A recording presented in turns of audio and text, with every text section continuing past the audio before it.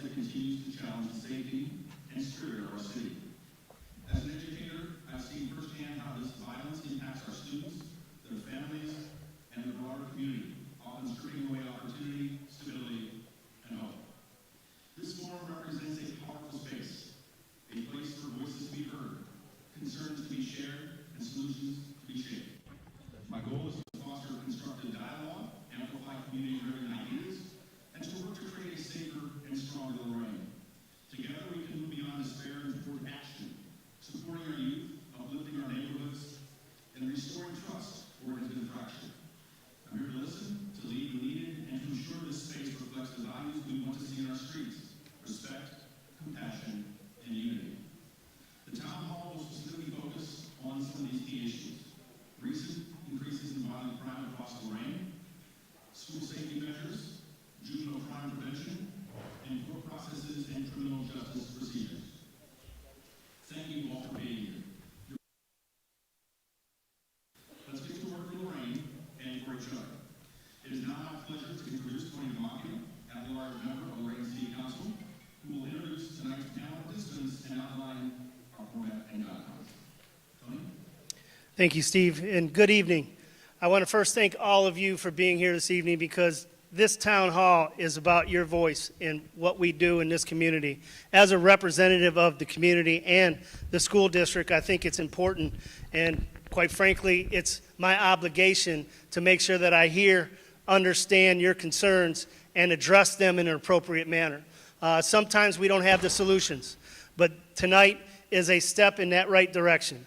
And I want to be clear, because, you know, there's always confusion around these types of events, and I'm inspired by the fact that so many of you are concerned, are here as well.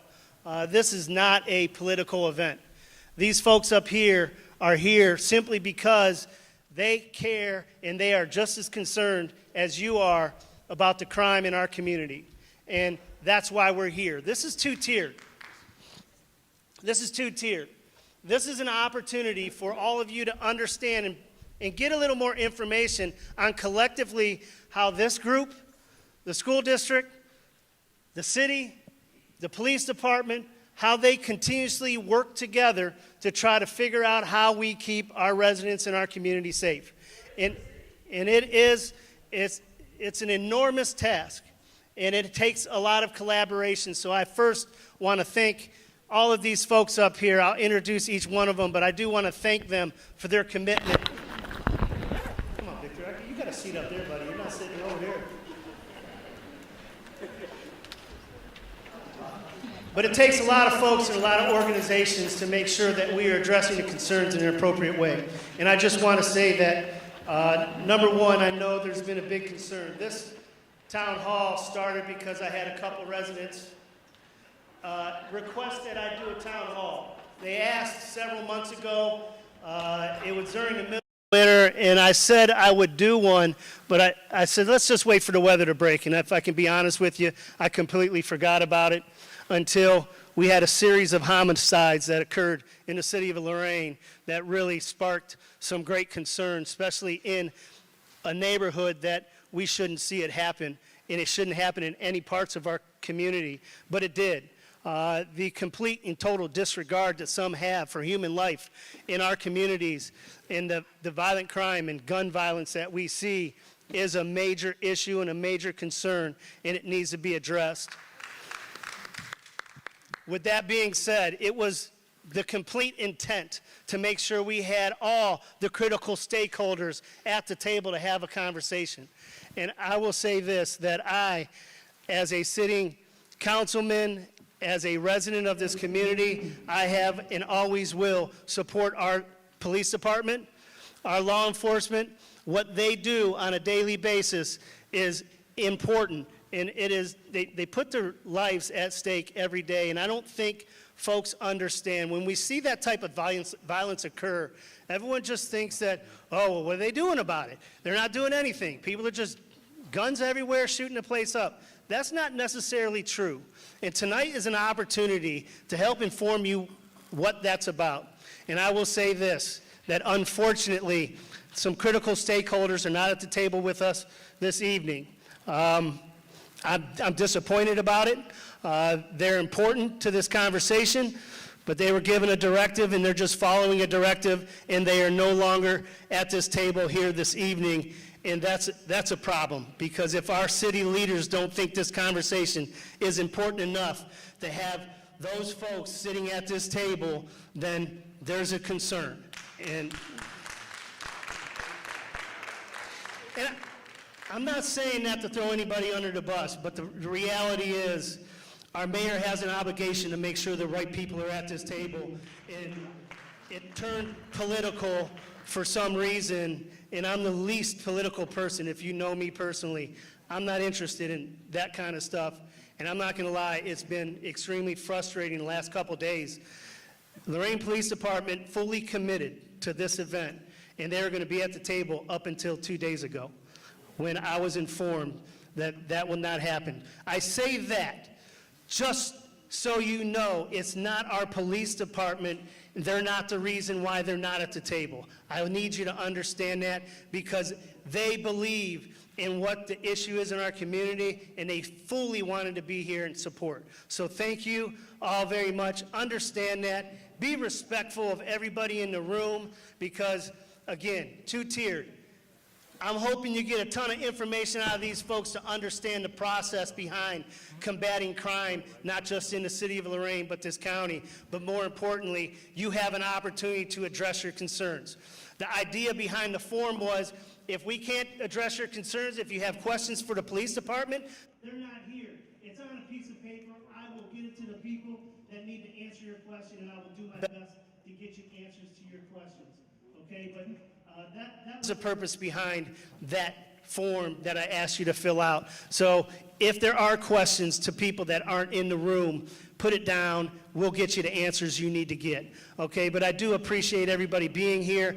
I appreciate Steve Cawthon for taking the opportunity to be a part of this and moderate this. And again, I appreciate everybody sitting at the table here. I want to thank Dr. Jeff Graham, Superintendent of Lorain City Schools, for supporting this. Ruben Figueroa, Lorain City Schools Executive Director of Safety and Security. Judge Mark Mihawk, Lorain Municipal Court. I just want to point out a fact, if it's not clear.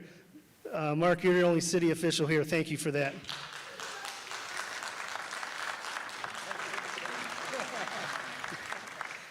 Judge Bremke from Lorain County Common Pleas Court. Judge Sherry Glass, Lorain County Domestic Relations.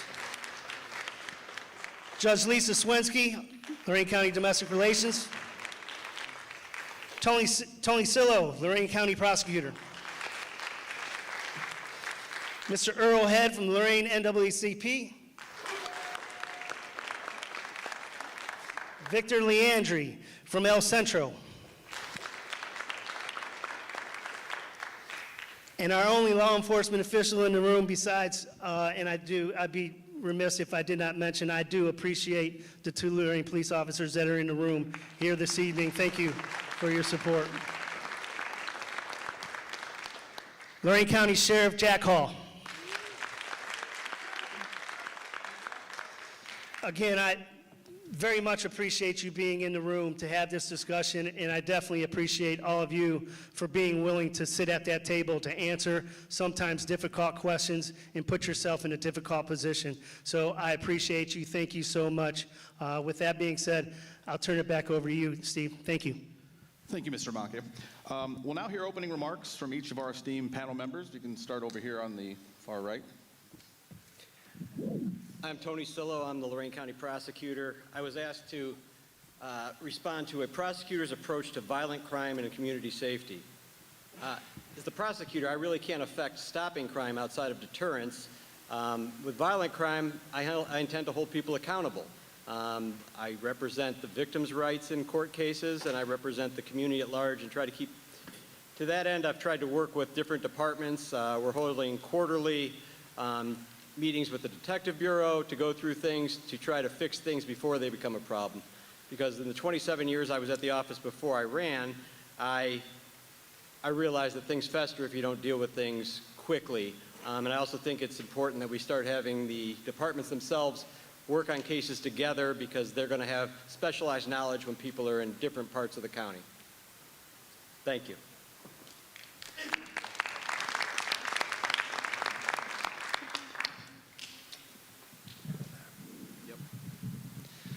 Well, good evening, everyone. I'm Sheriff Jack Hall at the Lorain County Sheriff's Office. My primary responsibility tonight was to provide the booster seat to Prosecutor Sillo so he would be tall enough to see all of you. But one of the main things that we look at from the Sheriff's Office is that you vote for a county sheriff, but a lot of you don't understand what the purpose of the Sheriff's Office is. Pretty much we are the chief law enforcement agency in the county, but that doesn't mean we're over the Lorain Police Department. We work hand in hand with the Lorain Police Department. And with that in mind, since you vote for your sheriff, not only are you residents of the city of Lorain, but you're also my constituents as being your elected sheriff. So I feel that we have a very dedicated responsibility to each and every one of you and the 320,000 that live in Lorain County to make sure that we provide all the necessary resources to make your communities the safest it can be. With that commitment, one of the things that you may not understand that the sheriff does is that we are the executive officer of the Common Pleas Court and all of these judges that you see seated to my left.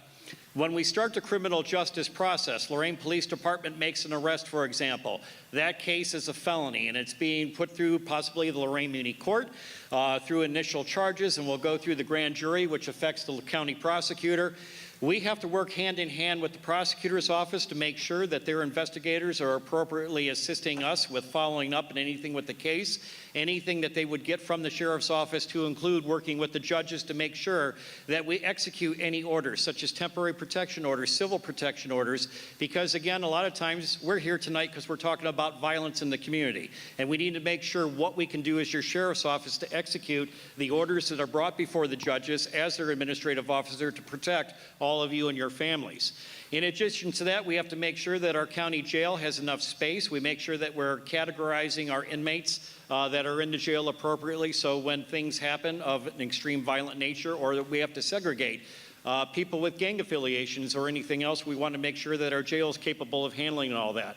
And last but not least, we do operate the task forces here in the jail, where we work very closely with all of our local law enforcement partners, the prosecutor's office, the judges, and everybody else in the federal agencies, and make sure that we bring those necessary resources from the state and federal government here to the city of Lorain to make sure that we can assist in reducing any violent crime that's happening. Thank you very much, and we look forward to answering your questions later.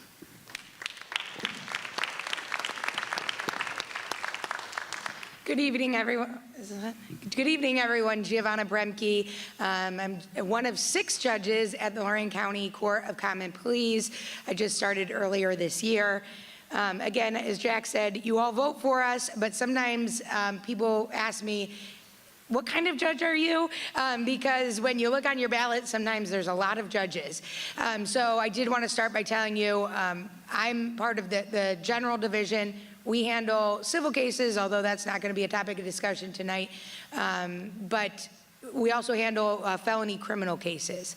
We are also for adults, I'm sorry, because you're going to hear from some juvenile judges. I only deal with the adults or juveniles that are bound over as adults in the more serious cases. And we also manage our Lorain County Adult Probation Department.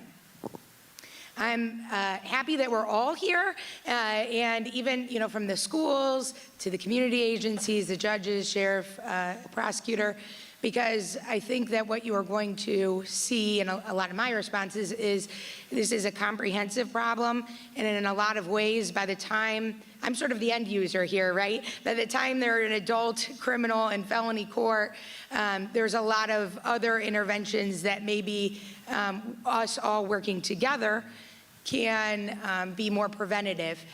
I came from a background of a defense attorney, and I do want to tell a quick story.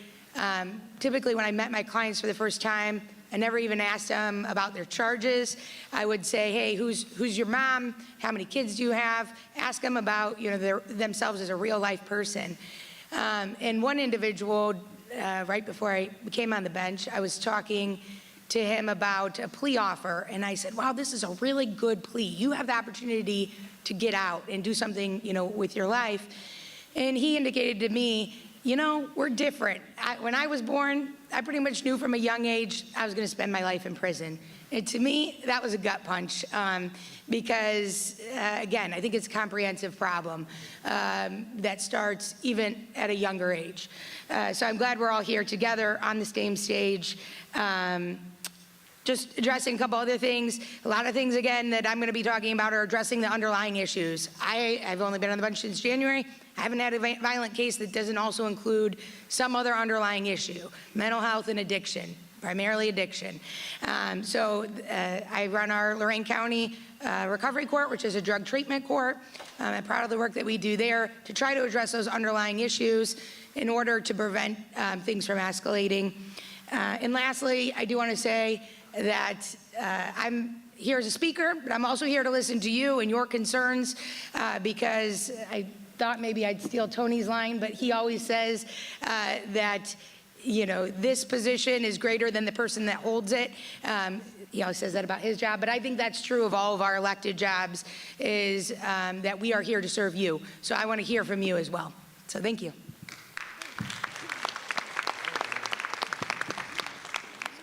I'm Judge Lisa Swensky. I'm a domestic relations and juvenile court judge. I'm one of 3. My colleague, Judge Glass, is present.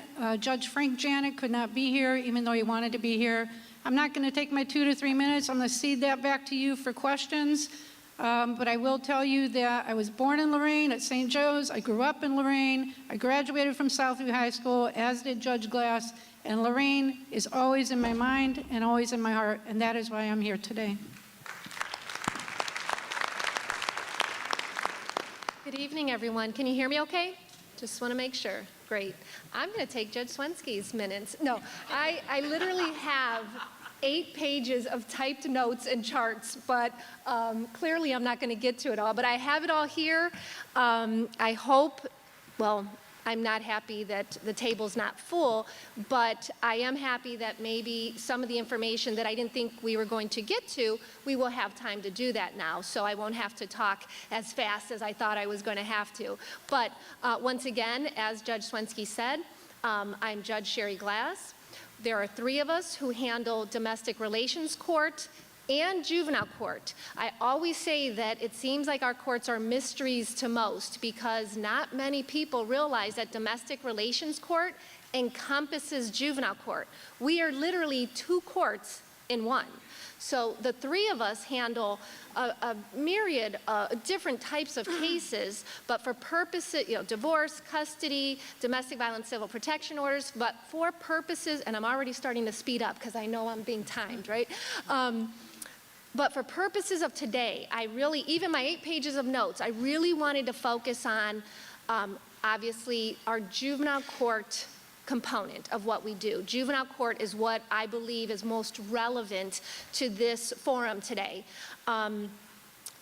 Juvenile court cases, also in the city of Lorain, we can talk about Lorain County as a whole, but I also pulled out some stats and ran some data so that you all could have some information about your city, about the city of Lorain. And also tried to pull out some stats regarding violent offenses, because that's what this is about. Well, our part of it. Juveniles in the city of Lorain who are conducting themselves in violent ways that are affecting the community. So that is what we, I believe, are going to try to focus on for our part of this. If it spills over into some other areas of Lorain County as a whole, great. But if not, we've got our stats, we've got our notes. We are here, obviously, well, I think it's obvious because we care.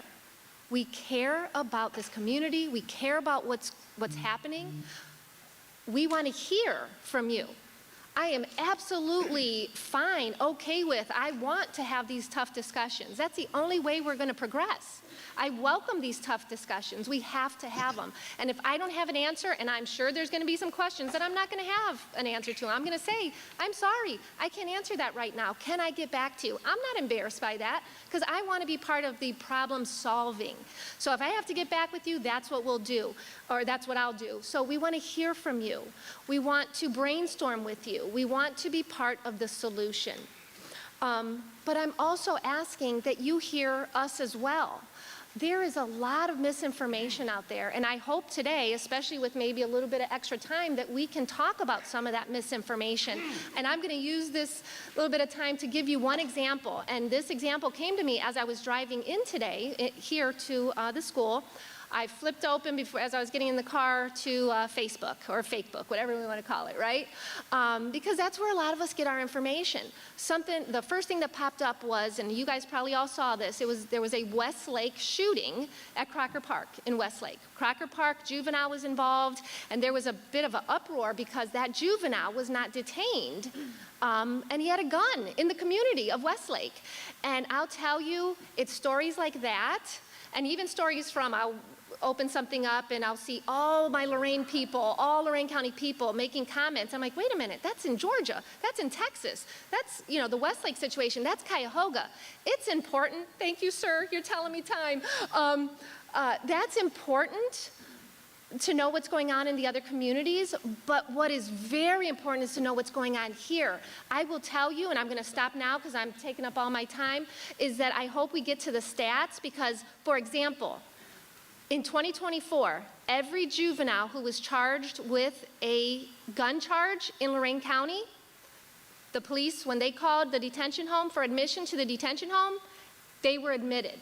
So we don't have the problem that Cuyahoga's that there's an uproar about there. So I'd like to talk about that, and of course, you can ask questions about that, but I'm going to have to move on to the next because I've taken up my time and more. Thank you.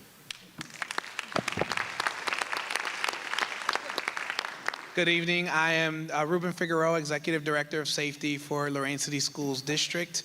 I'm here to support and offer whatever answers we can give regarding how we're addressing the concerns in our schools with our juveniles and our collaboration with the courts, with all the law enforcement agencies in the area, with the Lorain Police Department specifically, with our school resource officers and our safety personnel and our department that's here. I hope to be able to, again, as Judge said here now, is that ensure that everyone understands some of the misinformation that's out and some of the misconceptions that we have, and knowing that our kids are in this school this year has been a safer year. Out of all of the post-COVID years has been the least amount of incidences and violence in our schools. So those are the things that we would like to highlight, but also acknowledging and recognizing that there is always room for improvement. And as we talk as a whole, as a collaborative here and talking about the city, we don't say that safety is a destination. It's a journey that you never stop working towards, and you can never become lax or lackadaisical and sit back and say, we'll be okay, and complacency kills. So ensuring that we're listening, a voice and ears that are here to listen, and in a humble opinion, I'm blessed and honored to be here to serve my community, my schools, and everyone that's here. A graduate from Admiral King. I know they're both saints, but I'll let it go. So again, raised in the city and a proud member, and I'm still residing in the city. I love this community, but I know that we have work to do, but we can't do it alone, and we can't do it just as officials or in positions. It's a collaborative, but it's not by throwing rocks back and forth, but rather taking those stones to build what we need to build. So I'm really honored to be here today.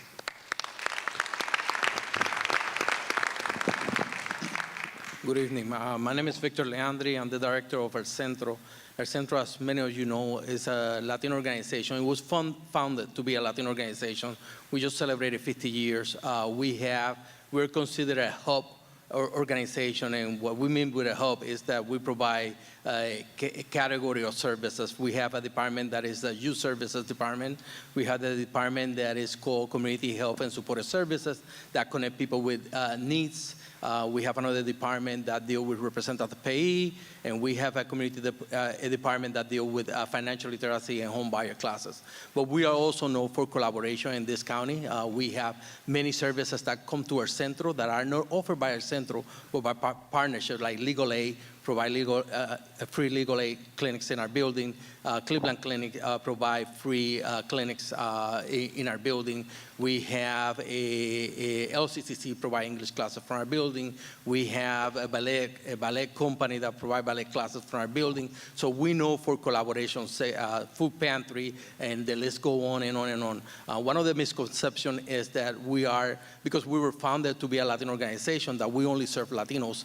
10 years ago, or even more than that, almost like 2 decades now, that Our centers are serving everybody in this community because we know there's a lot to celebrate here in Lorain City. There's a lot to celebrate, but there's a lot of challenges too, economic, transportation, accessibility to health. So we have opened our doors, like from the 9,000 people that we serve every year, close to 3,000 are not Latinos. So we have opened our doors to anyone that need our services. And we have some great youth services. I'm seeing the director of our youth services here in the crowd, and one that to highlight is our summer camp. We have a summer camp that is well known now in Lorain County for the services that we provide. We saw last year close to 250 children from the whole month of June and July.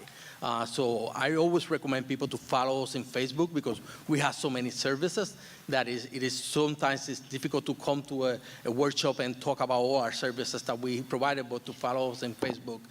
Capacity is an issue. I'm going to put that in front of us. Capacity is an issue for all the nonprofits here in Lorain County. Even though we have a lot, we don't have enough to provide services to all the youth here in Lorain County or in Lorain City for that matter. And capacity is an issue. Sometimes our youth services department do a fantastic job, an excellent job, but it's only 3 people. So how much could they do? So capacity is a big issue for the nonprofits here in Lorain.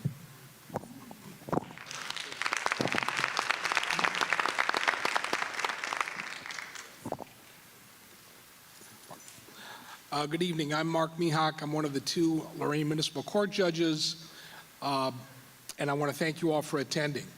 Municipal courts handle misdemeanor, criminal, and traffic cases and the beginning phases of felony cases. Since people are arrested by local police departments, those felony cases start in municipal court. We have a process within a few days of determining what's called probable cause, that there's some basis for the charge, that the defendant probably committed a felony. If that occurs, then we hand those cases off to Prosecutor Sillo and the common pleas judges. I will tell you that I've been a municipal court judge for 23 and a half years. That's a long time. So I started in 2002. But I started as a city prosecutor in Lorain in 1987. So I can tell you I've seen a great deal of change in violent crime. That's why we're here, violent crime, from 1987 to 2025. Back in 1987, the kind of nemesis drug was crack cocaine. Highly addictive, but it typically wouldn't kill somebody.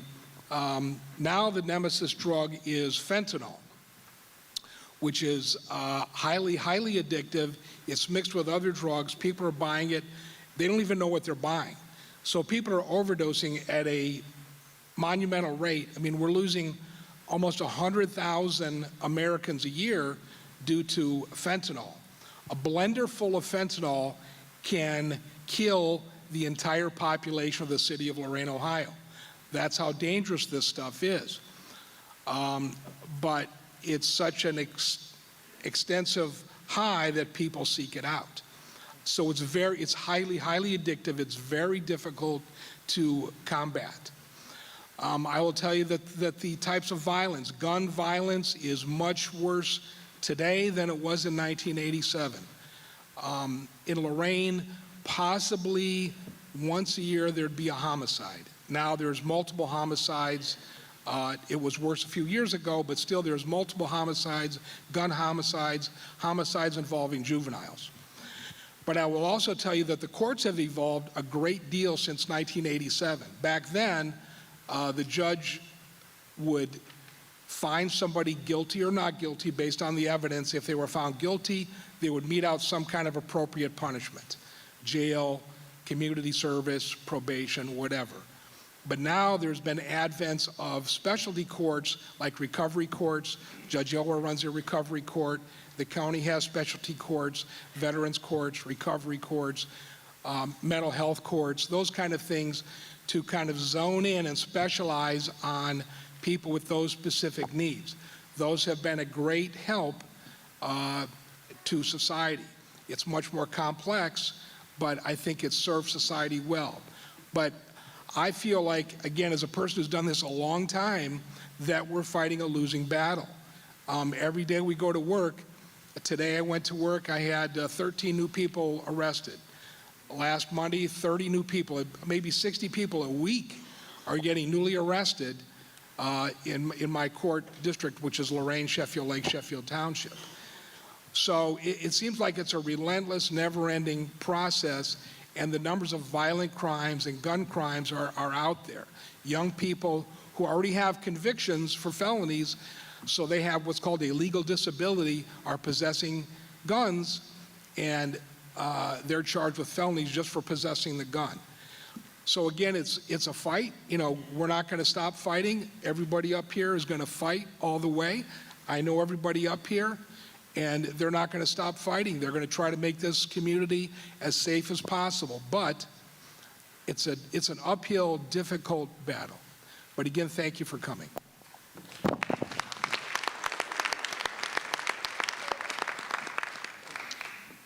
Welcome, community members. I'm Earl Head, president of the NAACP. I want to thank you for joining us today to address the pressing crisis impacting our neighborhoods across the city, youth gun violence. This issue often strikes close to home, yet it remains underrepresented in public conversation despite its escalating toll on young lives. Far too frequently, we hear of teenagers and youth adults falling victim to gun violence. The NAACP firmly believes that our youth deserve a future free from fear, violence, and tragedy. Gun violence has become an all too common threat to the safety and well-being of young people nationwide. Our children should be empowered to dream, learn, and thrive. It's imperative to hold accountable those who enable and perpetuate the violence, and to advocate for policies that protect our youth, policies that address the root cause of gun violence while investing in education, mental health, and community safety. The NAACP calls upon lawmakers, community leaders, and every citizen to unite in safeguarding our children. Together, we must ensure that gun violence does not define the future of our youth, but that their potential flourish in the world that is safe, just, and equitable to all. Thank you.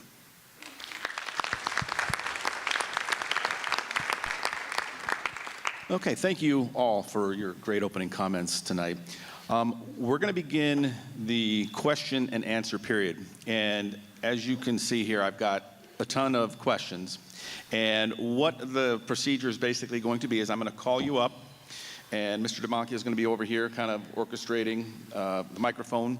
I'm not going to read your question because I want it, and we decided we wanted to come from you, the people. So I don't want you to think that there's any censorship or anything in regards to, well, you didn't answer or ask my question the way I wrote it. So we do have your questions here, but basically what we're going to try to do, what I'm going to try to do is get you up to the microphone, give you an opportunity to ask your question. We do want to try to keep it moving at a fairly good pace. Looking here at 6:15 right now, we're scheduled to go to 7:30. We don't want anyone to kind of dominate the process, and we want to get everybody an opportunity to get up to the microphone and say their piece and get their question out. So we'll try to keep things moving along as best as we possibly can. Tony, do you have anything you want to add before we? No, just as a side note, there are a few council people in the room, and Councilwoman Mary Springowski is in the room, Councilwoman Victoria Kempton's in the room, and Councilman Angel Arroyo is in the room.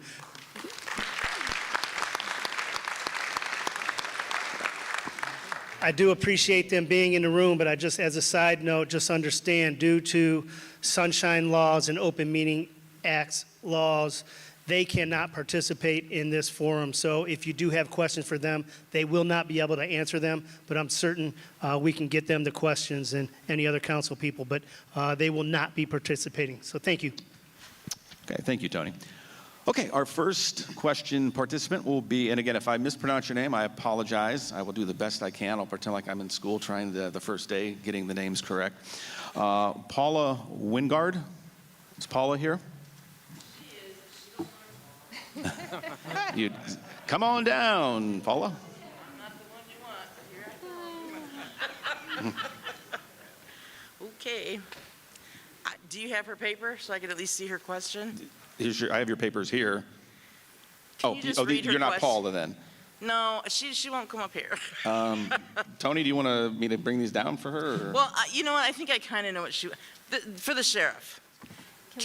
There's a big concern with, and this could be a misconception, and I'm winging it, so bear with me, that you guys drop people off on 28th Street at Catholic Charities. Is that true?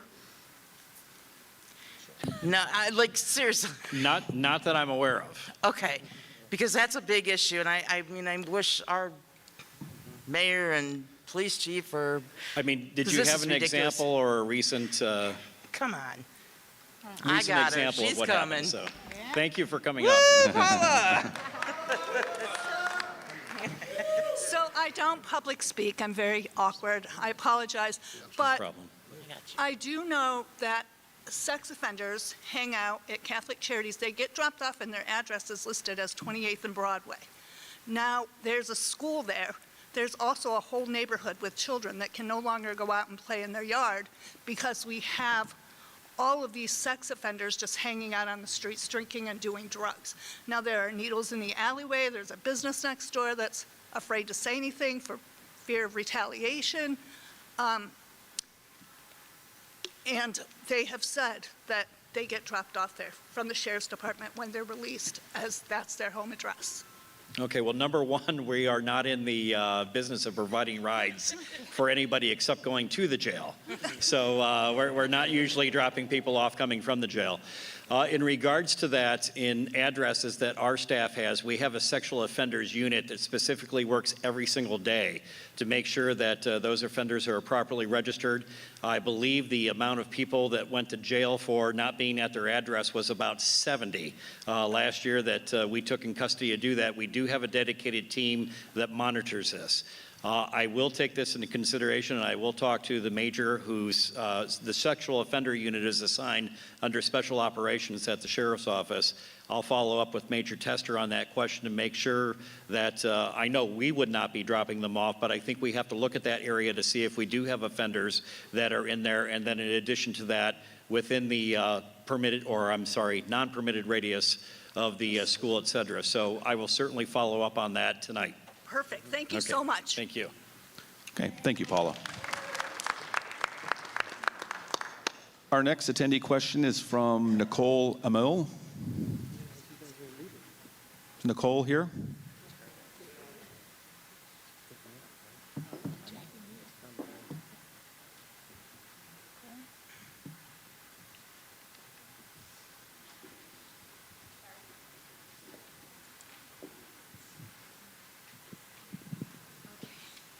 So I kind of have 3 short questions that have short answers.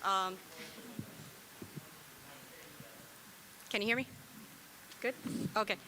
I have 3 short questions that need 3 short answers, but then I have a follow-up experience that I had here in Lorain.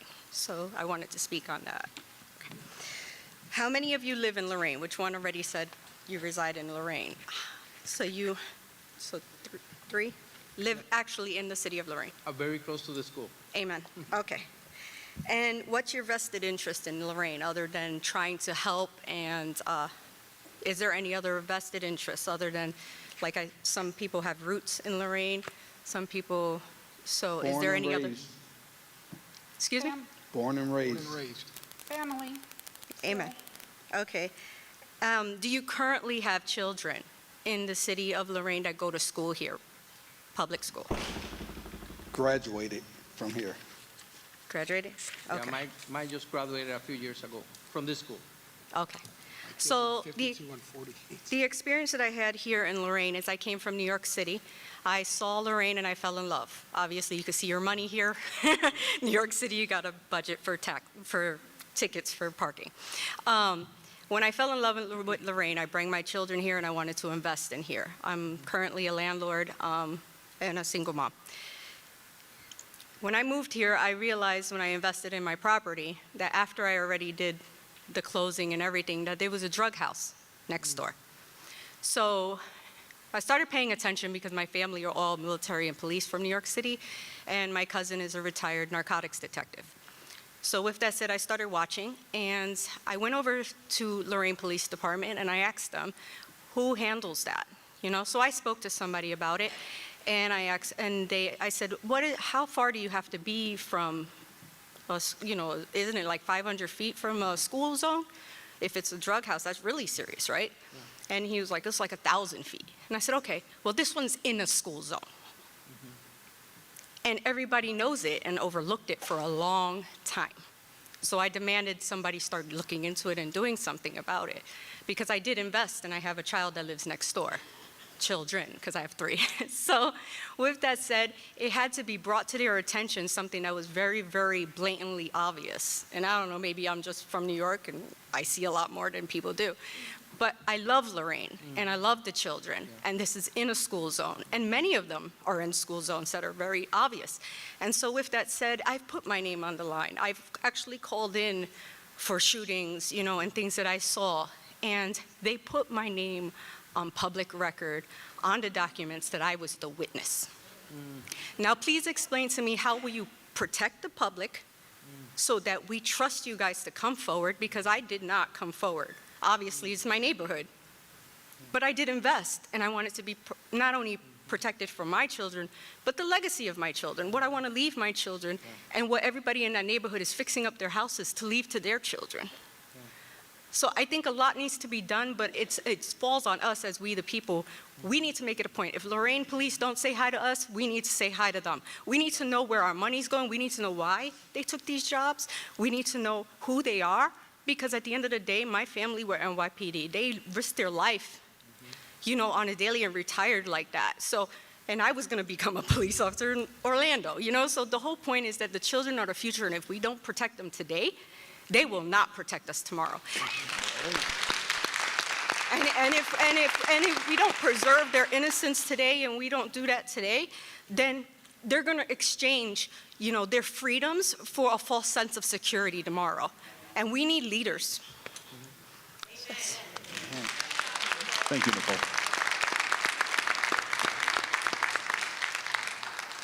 Next up, Bishop Alberto Pabon.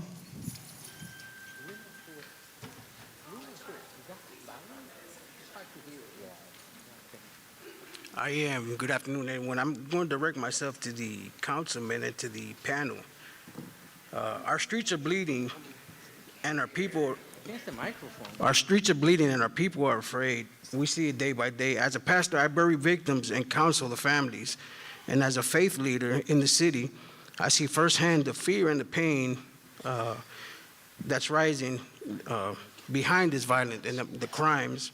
My question is, what immediate and long-term strategies will the city implement, not to only reduce the violent crimes, but also to rebuild the trust and collaboration between law enforcement, community leaders, churches, and residents, and especially in our most affected neighborhoods?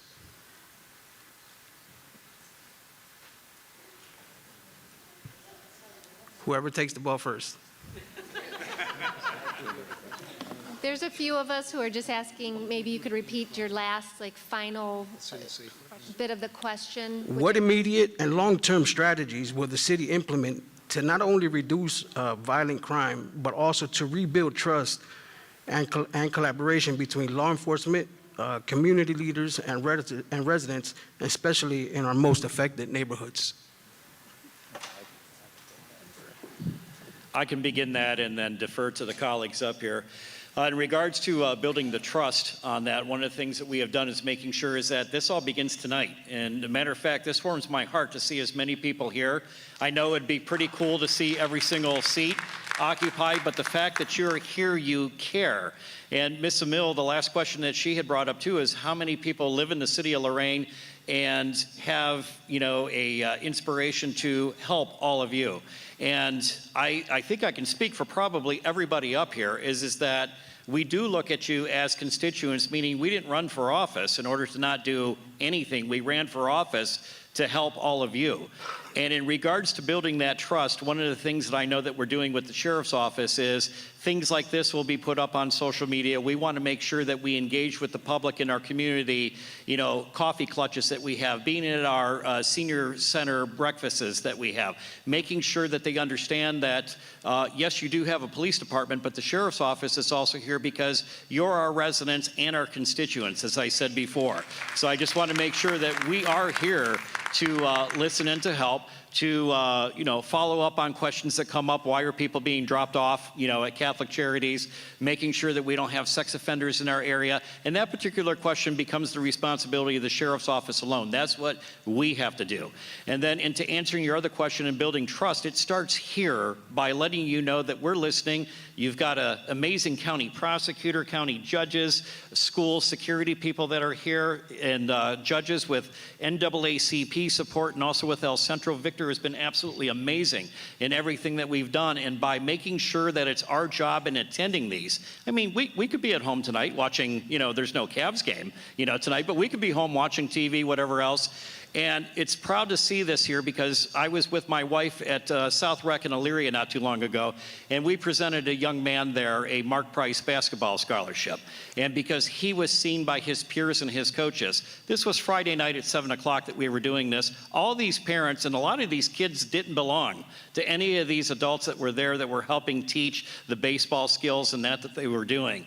So when we get involved in the community and we're here like we are tonight, we want to make sure that you have responsive public officials, that you are our constituents. We're here with you tonight, and building that trust starts here with what we do, and we just have to continue doing it from night after night, and we come out here and we're here with you, and we just make sure that we do it.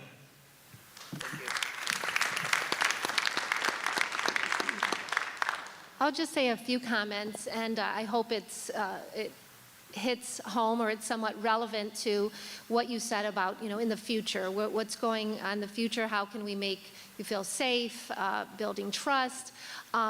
Kids are the future. So, you know, we all have, especially juvenile court, we have that dual goal of keeping your kids safe and you, but also those kids who are out there acting up, we need to hold them accountable. So what I want to say on behalf of juvenile court is that is #1 priority, is we are holding these kids accountable. And again, sometimes, you know, social media doesn't always seem to think that for whatever reason. I think it's because, again, juvenile court is sort of a mystery to most because they're minors. And a lot of it, you see something, hits the paper, and then you never see it again. And I see comments where they say, oh, you got to slap on the wrist again. No, they're not. They're being held accountable. They're being placed on case plans, probation orders, detained when necessary. We have a ton of programs for them so that your kids can be safe, so your communities can be safe, and going into the part of trust and how we're building trust with police departments. 3 years ago, the juvenile court, the judges, we reached out to all the police departments. Mr. Hall wasn't here at that time, but we reached out to every single police department, and we started something called Safe Summer, Project Safe Summer. It was to hold us accountable, to hold the police departments accountable as to what are we doing? What are we doing knowing the kids are out of school? Things get a little crazy, okay, we know this, we're not stupid, we've been around the block a few times, kids are gonna be out and about.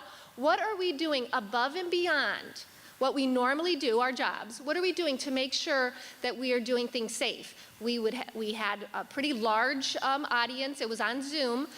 We've done it, like I said, for 3 years now. And we go around and we say, okay, Lorain, what are you guys doing? Amherst, what are you doing? Wellington, what are you? And we've had a pretty good show, and people learn from one another. And it really is, I think, holding some of the police departments accountable, because we're letting them know, this is what we're doing, what are you doing, and how can we collaborate? I don't want to take up all the time, but we are collaborating with the police departments, with schools. We started 2 years ago, Project Safe School. So if I have time to talk about that, we can, but I'll let someone else go on at this point. Thank you.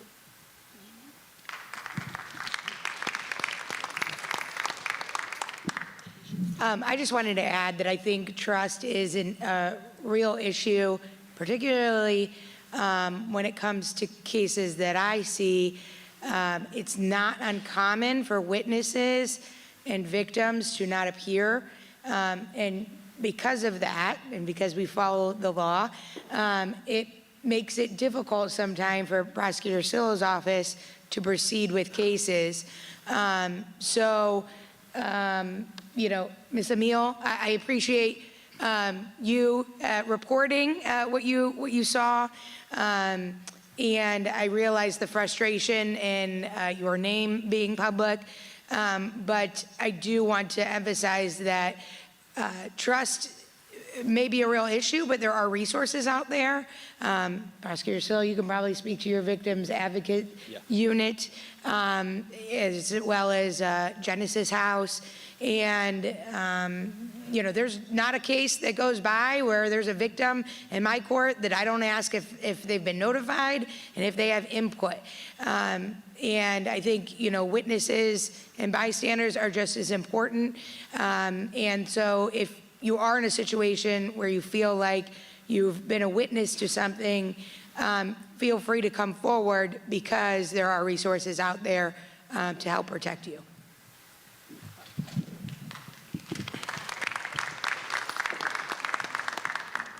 From the prosecutor's perspective, it becomes very difficult. If we don't have witnesses that are willing to actually testify in court, there's not a lot we can do to actually do anything with the case itself.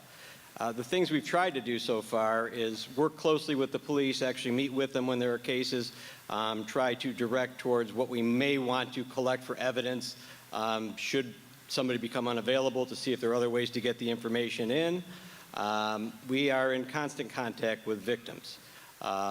Domestic violence victims many times do not want to cooperate with us, which becomes a problem because there are a fair amount of deaths that result from just domestic situations. I've tried to personally just be accessible, make sure that we are indicting things correctly. When I took office, I noticed there were a lot of things that seemed to be over-indicted. I think we should only hold people responsible for what they've actually done, and I'm trying to just stick back to holding them, pleading to the indictment. I have a strong stance on not wanting to deal firearm specifications because there is way too much gun violence in this city and the county itself. So holding people responsible that are willing to use a gun or threaten somebody with a gun or possess a gun when they're committing a crime, I think is tantamount. And it's one of the few hammers that the court has to actually do anything. I don't know if you all know this, but many F4s and F5s in this county, a judge can't even send anybody to prison at this point because the legislature has basically taken that away from them. So I know people get upset when that's happening, but unfortunately within the state itself, it's become a financial consideration as opposed to a safety consideration at times. So we're doing everything we can. I'm trying to work very closely with the different departments, and I've also, in talking earlier, I'm more than open to listening to things that may stop crime in the future. That's a difficult thing to do from the prosecutor's office, but if there are programming that can be made of part of probation, I'm willing to listen to those. It's not just, let's just lock up everybody. Let's try to change behavior as we're going along as well, so there's less.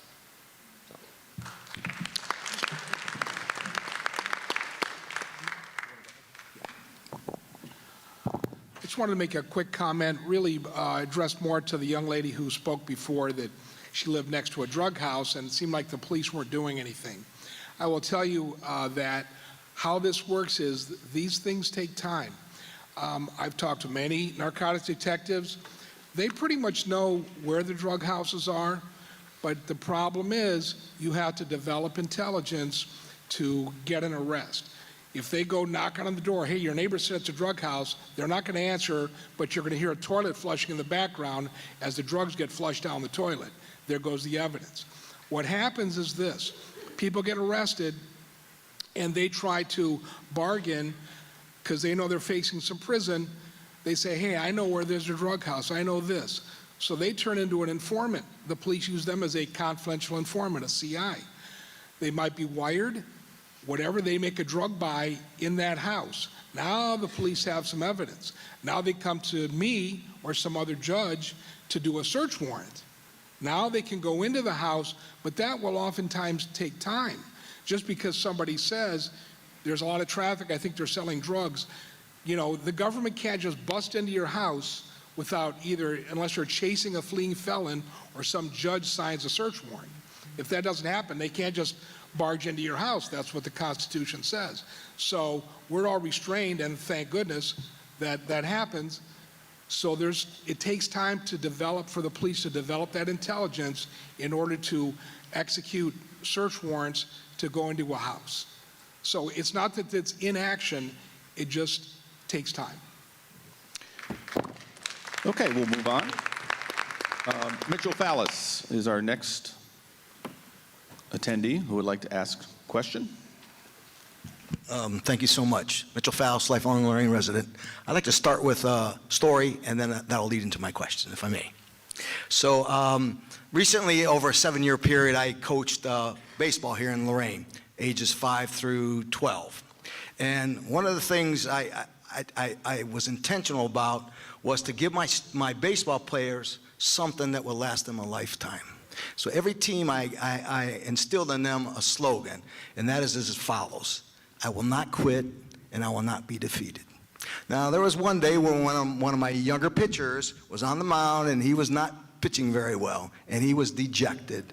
And I went out to the mound, and I asked him, what do we say around here? What's our slogan? And he just shook his head. I go, what do we say? He shook his head.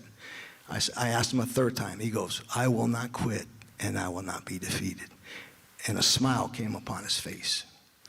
And I walked off the mound. I go, I got confidence in you, and you're going to be just fine. He struck out the next batter. So why do I say this story to you today? I think that we have a really big problem, but one way that we can implement a significant, it's going to take time, long-term solution is addressing our youth, so they don't get to the point where they're making bad decisions and being a bad citizen. So I really had twofold question. What can we do? First one is, what can we do as a city school district, or the parochial schools or the charter schools? What can we do to better engage our students in learning, teaching them and learning citizenship skills, and teaching them to respect themselves and one another? And then my second question is, what can we do to, I guess, engage the faith-based organization? I'm a little disappointed that we don't have a faith-based organization up here, because that will address the youth of our city, right?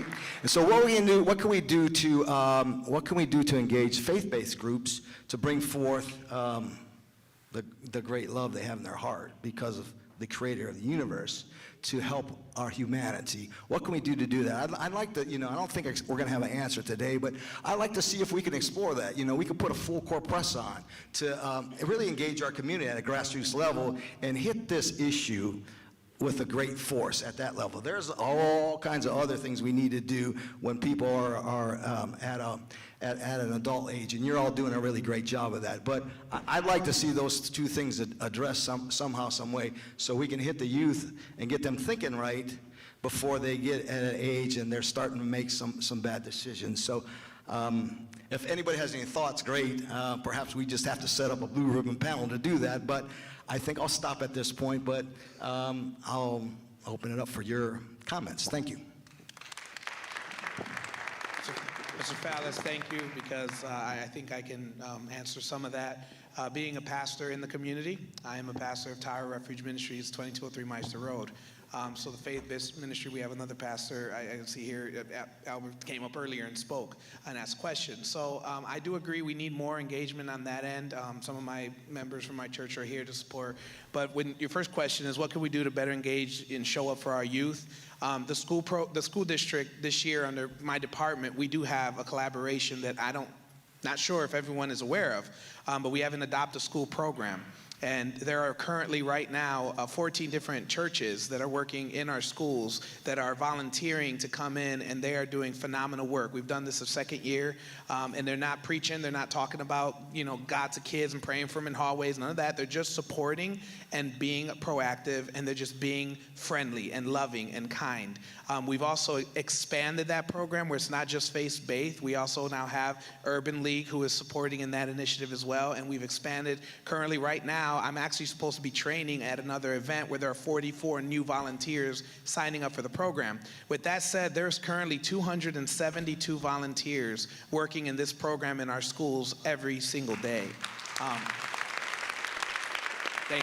And not working in the sense that they're there daily, I mean that they are supporting in some kind of fashion. They come weekly, they come monthly, they're doing lunches for teachers, staff appreciation. Waleska Soto has done a phenomenal job at running, I give her props, she's running the program. I really just try to help her where I can. But this program is a way that the churches are able to connect to get to know the kids. I can say from experience, the best way as being, driving the streets, former in the police car, and doing popsicles and things that I never thought would do anything. It did. It's all about just showing up. Kids just want you to show up. Juveniles are very simple to really understand because you can't correct anything until you connect with kids. So I really believe that the best way to do that is not by one person or two people. It's just really showing up and being there in multiple ways. So again, if they have a game, be there. Coaching like you did. Just things that you're uncomfortable with. Just show up, ask. This program is open.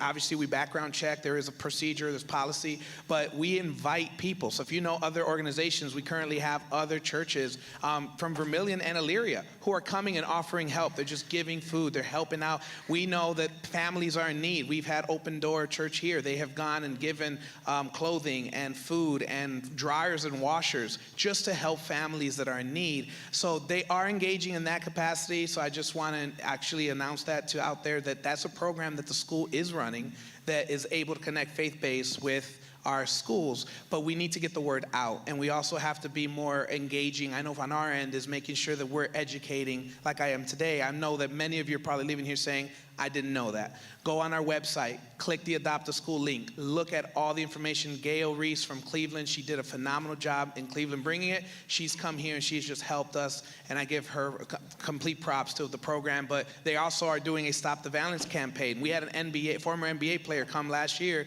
and talk to our kids at General Johnny Wilson and here at the high school to talk about violence. So again, sometimes, as the judge said earlier, there's just misconceptions of what's being done. We are trying to be engaging, but what you can do with that is show up, and you can volunteer. You can come to the school and say, I'm willing to volunteer. I know that we have board members. Ms. Washington is constantly putting out requests of saying, who can help out with Prom to Dawn? Who can help out with these things? They need the help, and I can't be everywhere, right? So we need the supports to have, in addition to our wonderful safety team and our volunteers, where the community is able to come into our schools and help where the board is asking for support and be there. So thank you.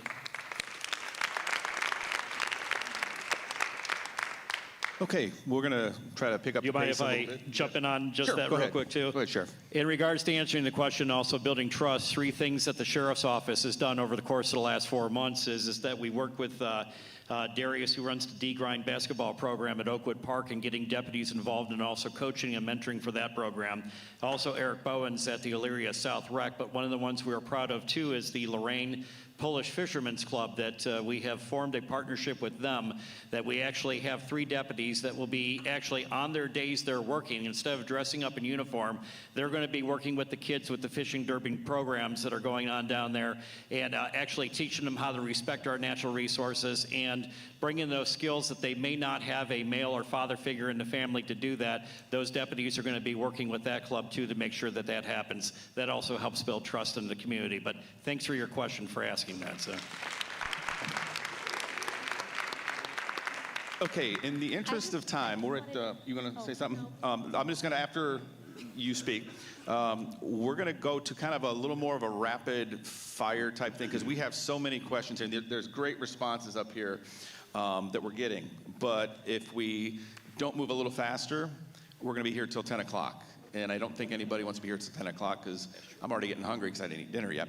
So what we're going to do after the judge speaks is we're going to have people come up, and I'm going to limit it to about 2 minutes. Okay, so we're going to try to make it so that we can get everybody in. It's 6:46 right now, and I want to make sure we're out of here pretty close to 7:30 to be in the interest of time. So go ahead, Judge. Oh, I was just going to thank Mr. Fallis, coaches, and thank all coaches. Coaches save lives. So coaches who are here, thank you. I had phenomenal coaches growing up in South Lorain. We used to, the whole neighborhood would walk to Oakwood Park, and that's what we did. Instead of, getting into trouble and walking the streets, we walked to Oakwood Park, and we had Ralph Barrios, phenomenal coach. He was my coach. Allison Humphreys. Those are the individuals I remember to this day, changing my life. So coaches, hats off to you all. They teach citizenship. They teach all those things. I know we have Mr. Watkins from the Warriors football. I believe he's here. Hats off to you. How about Mr. Judson, what he's doing with our flag football girls here in Lorain? I don't think Mr. Judson is here, but hats off to him as well, because he's teaching those girls to go for it, give it your all. Fit for Youth, Mr. Atkinson. We have so many amazing kids and coaches and people in Lorain.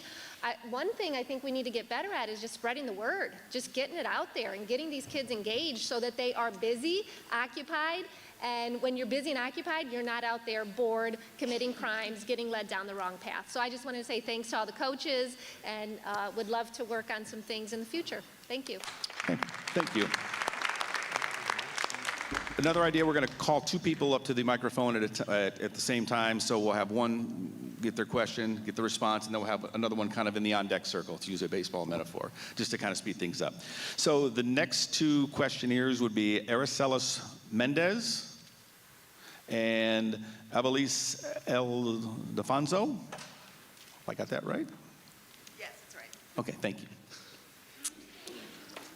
And I'm going to go with once the question is asked, I'm going to go with a 2-minute, and I'll let you guys know. Okay? Thank you. Okay, so I have a question as far as why is the homeless shelter still there? It really needs to be moved. They have graffitied the buildings. They have vandalized the buildings. When children pass by, they say vulgar things to them. They start arguing with them. I personally have seen them dropped off from Cleveland. They're bringing them all the way back to Lorain, to the Catholic Charities shelter across the street from 408 on Caroline. They are defecating right there in public. They are urinating outside the buildings. I hate to be so graphic, but it is disgusting. We have children that live there. We have children around there. They're fearful. People don't want to go by there. They yell at people in cars, arguing with them. We have people that die, and have to be revived. That does something to your soul when you see that. It's demoralizing to the community. And we need to do something for the community, for our children, just for the morale of Lorain County. We're paying taxes. People are working. They're trying to do the best they can. But we need to know, 1, who is responsible for answering our questions? I call. I get pushed to an answering machine. I get pushed to another facility. I've called the police department. They can't do anything because it's not my building that it's being done directly at that moment. People are fighting. They take it over to our building. We live there. It's not like we're in another city and we're hearing about it. No, we are seeing this day in and day out. Something needs to be done. It needs to be done quickly. I manage people, and I deal with the different circumstances they have. Everybody is dealing with something. We know that. But to bring something like this into a main street in Lorain City, that's harsh. And we need to move it. We need to move it. So who is responsible? Instead of everybody pushing the buck and saying, oh, call here, oh, call there. I'm tired of calling everybody. I'm sure everybody's tired of me calling. No. Who, at the end of the day, is responsible for answering our questions and can do something about it? Well, first, thank you for your question. And did you put your name and number on that form? To be real simple, I'm responsible, right? I'm one of your council representatives. It's my job to address your concerns. I agree with you 1,000%. We want to address those concerns. Yeah. And I will advocate for you. We are very aware of what is happening over there. We get complaints from the businesses down there. You can't develop that area of the community, expect people to live down there when that's occurring every day. So I apologize for that. It's not an easy answer, and I can't give you the answer today, but I can assure you that I'm going to get your name and number. We're going to have a conversation, and I will talk to the appropriate people in city administration to make sure that we're holding Catholic Charities accountable. But the challenge is going to be, we're going to have 2 of those facilities in Lorain, which is going to... Yeah, great. Well, again, I agree with the sir. It's not working on 28th Street. Why bring another one to 21st Street? I heard was another one. Agree. Can I say one more thing? We're willing to bring all this stuff into Lorain County, Lorain City, but we're not willing to bring places for the children to congregate and play and learn. We're not willing to bring escape worlds we're charging all this money for children to be able to participate where they can swim, play, learn different things. We're willing to bring this to our community so they can destroy our homes that we worked so hard to build, destroy our family because our children are seeing this now. So what are they learning? They're learning that you can get drugged up, but don't worry about it. They'll be here. They'll inject you with Narcan. You'll be right back up and going in no time. That's not what I want to show my kids. I don't want them smoking underneath my window while my children are trying to sleep. I don't want them yelling at the clock while my daughter is sleeping, yelling all the things to them. We need to get it out. It doesn't belong here. There's got to be somewhere else. If you're going to have something, it has to be monitored. It's not monitored. There's cameras. They can see what's going on. Security guards are doing it. No, you're good. Let me...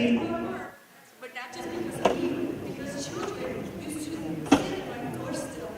They no longer dare sit at my doorstep, cross by our house, go near. Just yesterday, there was 30 girls walking on the alley, homeless people that are being broken are yelling over stuff to them, and they're trying to show that they're strong. All the time doing that, that shows everywhere. They're trying to show that they're strong, but sometimes that just makes it worse. We're not going to fix it tonight, but let me get your information, and I will assure you I'll call you tomorrow, and let's have a conversation, okay? I'm sorry that you're going through that, but you're right. It should be a concern for the city. So thank you. Okay, thank you. Evelise? Hello, everybody. My name is Evelise Ildefonso.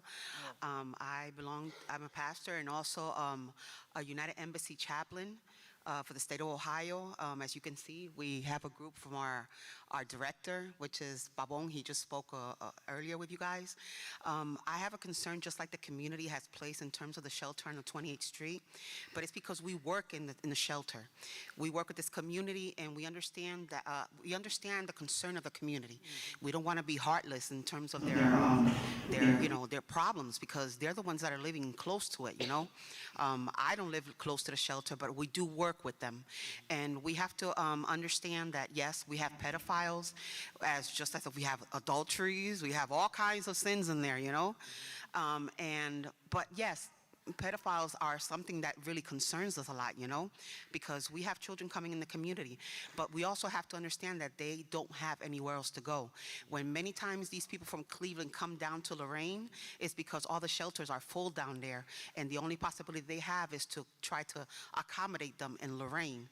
I understand, and the community, I don't want them to think that I'm trying to make them less improper of what they're presenting, because it's a concern. Everybody has a concern. concern. And other than that, we have a lot of mental patients also in this facility.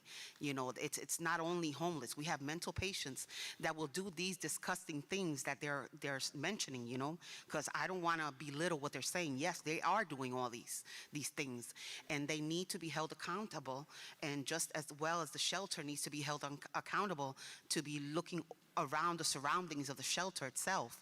You know, the whole thing about the new shelter that's new to me right now today.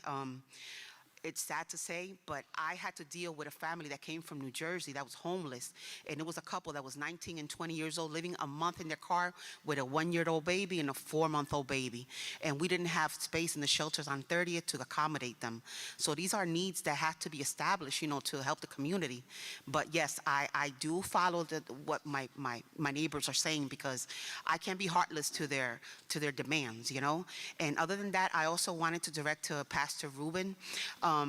In terms of like, we as chaplains, we want to be a part of that program that you have. You know, we want to be there. You know, we're not selling religion or anything like that. We're just giving them support, backup, and that's our main goal. You know, so if you let us be a part of that, we'll be more than glad to be helping and assisting you whenever you need us and where you need us. We have a big team that really wants to be at your disposition. So with that being said, the community, we're not being heartless to this. The chaplains are not being heartless to your concerns, you know, because your concerns are also our concerns, because that's what, as chaplains, we are called to do, to be sensible to your needs. So here we are. If you need us, we have the director. You can contact him, and we can help you guys, and whenever it's in our accommodations, okay? I'm sorry?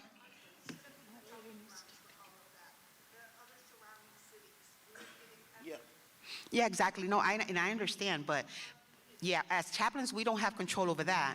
But as we were saying here, the councilman, he will take care of that situation, so he can address that. You know, but us as chaplains, we're more than willing to help the community and be a solution to the problem.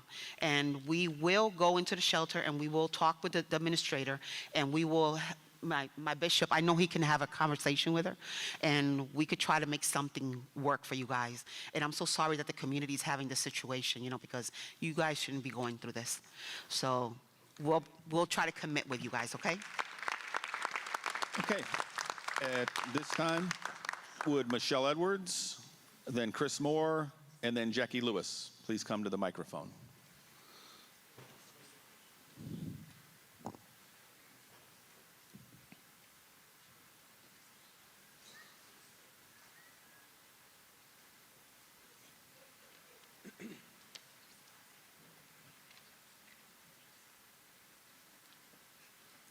I'm Michelle Edwards. I have, you know, I stay on the south side, and we have a couple houses that I know for a fact that the kids walk around with guns, nothing's being done. The house was raided once, and they just left it alone. They have garbage everywhere. I have nothing but old people that live on my street. They don't want that in their yard. I don't know how many times they've rolled by, seen garbage cans still sitting outside for weeks at a time at the street. You know, we don't need that. Something needs to be done. I have contacted somebody, and we're on that, but it still needs to be said, because police go there all the time, and nothing. The kids are still there. They 2-, 3-year-old kids outside playing in the street, nothing's being done. I've called the police. They just let it go. What else can we do on that street for these elderly people, for these kids to stop doing what they're doing? Yeah. Somebody needs to answer, because I don't understand. What else are we supposed to do? We got nothing but elderly people on my street. These kids just walk around like it's nothing. Police has been there multiple times for these same kids.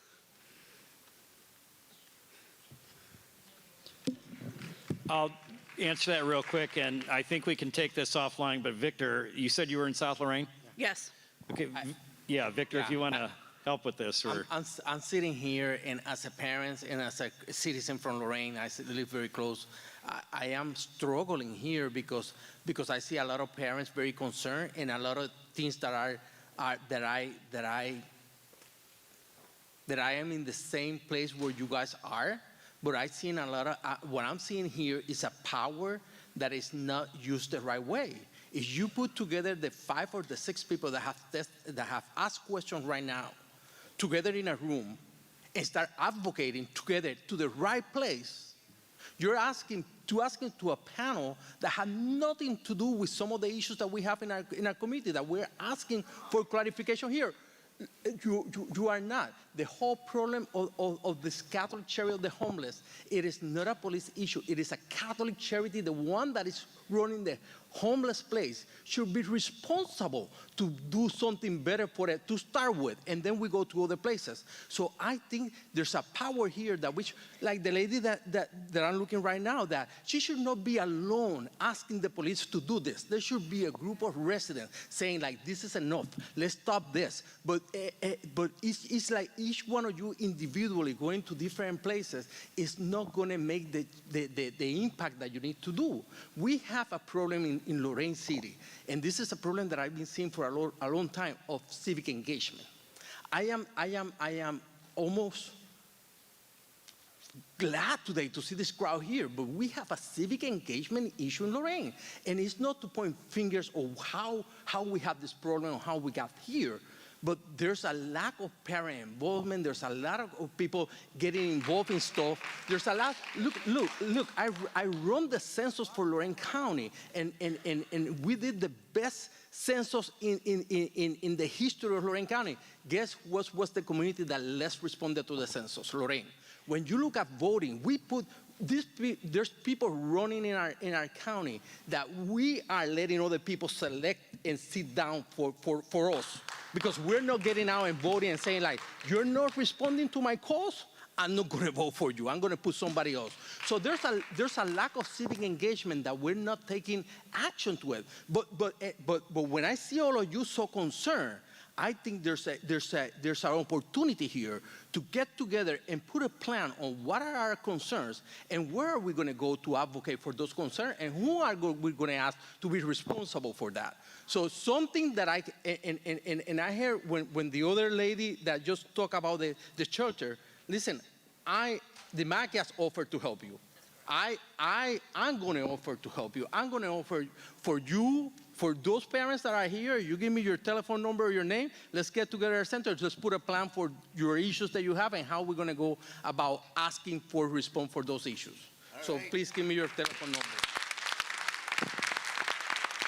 And not to discard that we do have an issue that is not going to resolve this tonight, because you are right. There's a lot of excellent programs for youth right now. There's a lot of excellent programs. Do we have enough?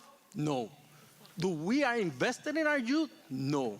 There's a lot of, with all the programs that we have, we're not reaching out to the kids that need to be helped. And there's a lack of funding, there's a lack of investment on that.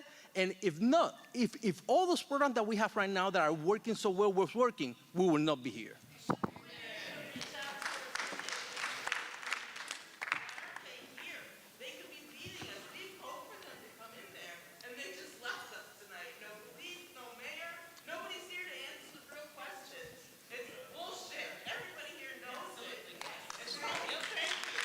So,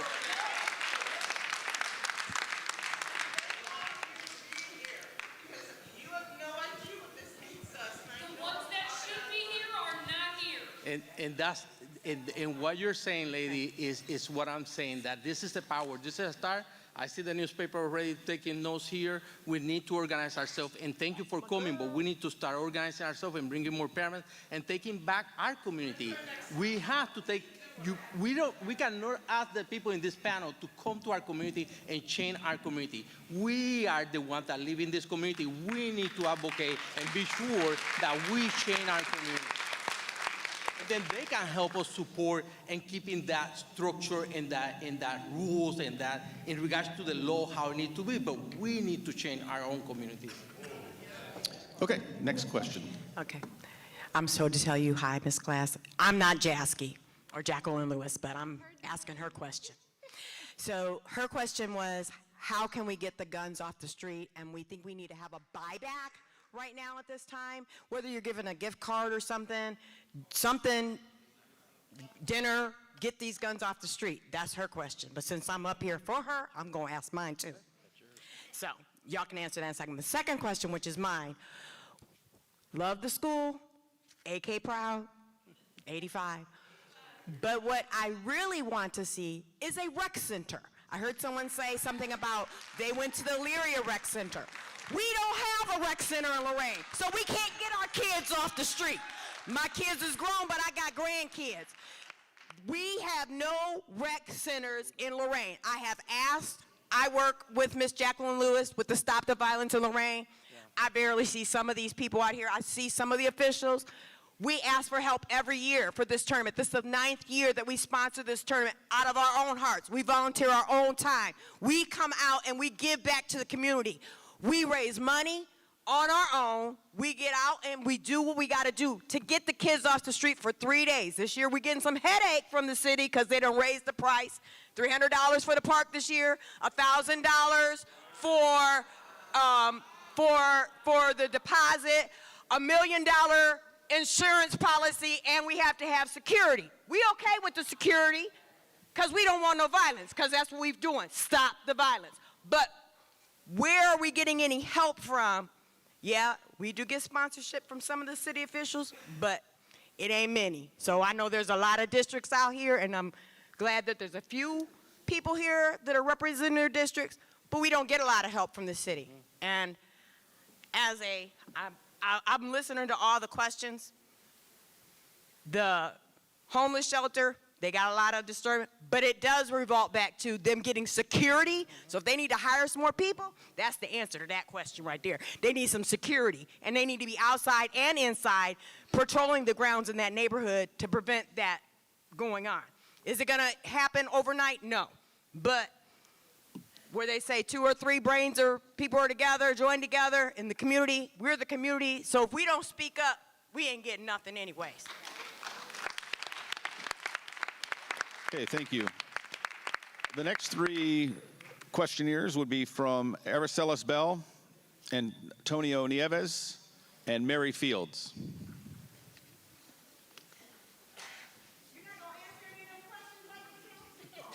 You're with Tony. I think you answered him. She solved the issue with Catholic Social Charities. She's running for office soon. Good evening, you guys. I'm a nurse here in the community, and I have questions for our judges here. What rehabilitation services does the detention home provide for kids so that they don't go back out in the community and recommit those same crimes? We can share it. Yeah, certainly. I mean, before we even get to the fact that they're committing crimes and they're in the detention home, you should know that we're involved with a big diversion program with the Lorain County Prosecutor's Office. We've diverted tons of misdemeanors for kids who have no prior history and they are not violent. So we start getting them care, mental health care. We start getting them alcohol and drug care as soon as we possibly can before they ever see the inside of a detention home. And most of those kids never come into the system, never. For the kids that end up in the detention home, some of them are pre-trial, some of them are being held because we've let them go one time and they violate, and we're not going to allow them to continue to violate in the community, so we bring them back into the detention home. Most of the kids in the detention home are not serving sentences. They are awaiting trial or they are awaiting placement at a juvenile prison. The Lorain County Detention Home is not juvenile prison.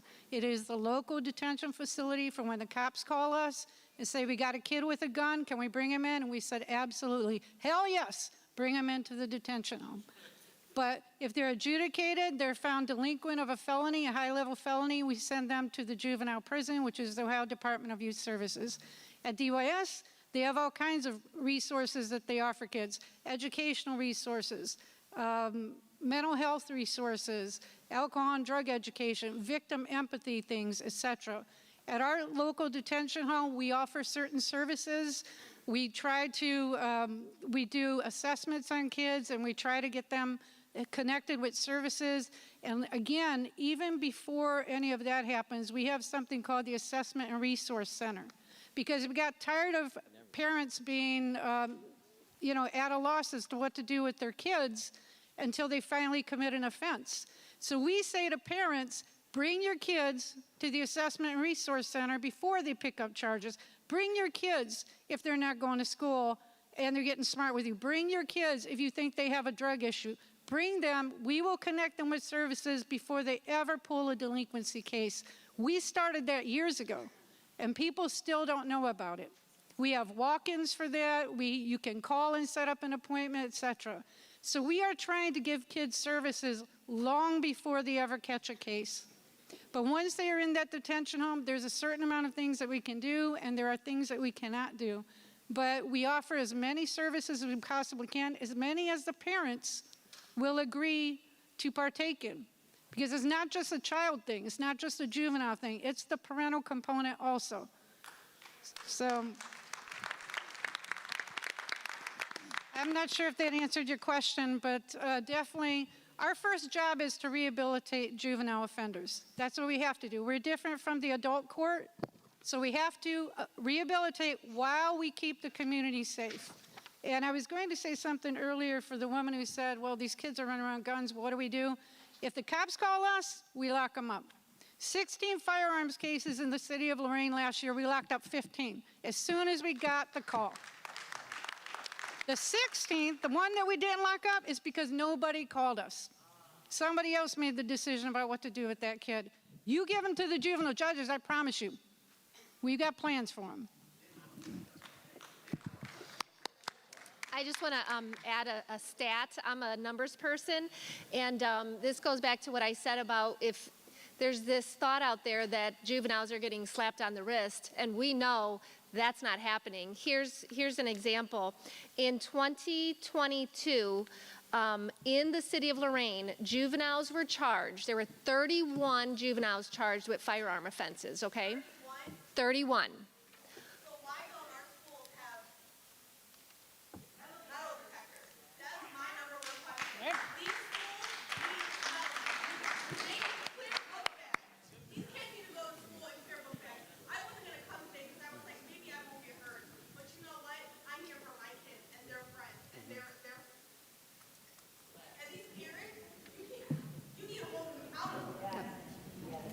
On that note, I am. On that note, I'm glad that we have teachers and school officials here, because that is absolutely something that the community and parents can ask for. Safety precautions for school, absolutely. I'm not here to say, you know, anything about the 31. I'm just giving you straight facts. I'm letting you know what we're dealing with. If you don't know what we're dealing with, if we don't know, then we can't attack the problem. But this is what I wanted you all to see, in that we are attacking the problem. In 2022, in the city of Lorain, there were 31 juveniles charged, like I said, with gun offenses. In 2023, the next year, 24. Still, one gun offense is too many, correct? I mean, we all agree with that. Juveniles should not have guns. These aren't toy guns. This is not a game, and we don't play. The juvenile judges are not playing when we have kids coming in our court with guns. In 2024, so last year, 2024, 16. I'm bringing those stats to you, those facts, because we are doing what we're telling you we're doing. We're holding these kids accountable. We are taking them out of the community when they were committing offenses such as being charged with firearms. If we weren't doing that, I highly doubt it would have went from 31 to 16. So do we still have a ton of work to do? Absolutely. Should schools be contacted, and should the community want some extra precautions? Absolutely. And we're here to advocate for that. But we're also here to let you know that Lorain County Juvenile Court is not like what some of these other courts are doing. When we get those calls from the Lorain Police Department, Leary Police Department, and there's a gun involved, you can look at our stats. They are getting locked up. We are not going to play with the community of our community safety. Thank you.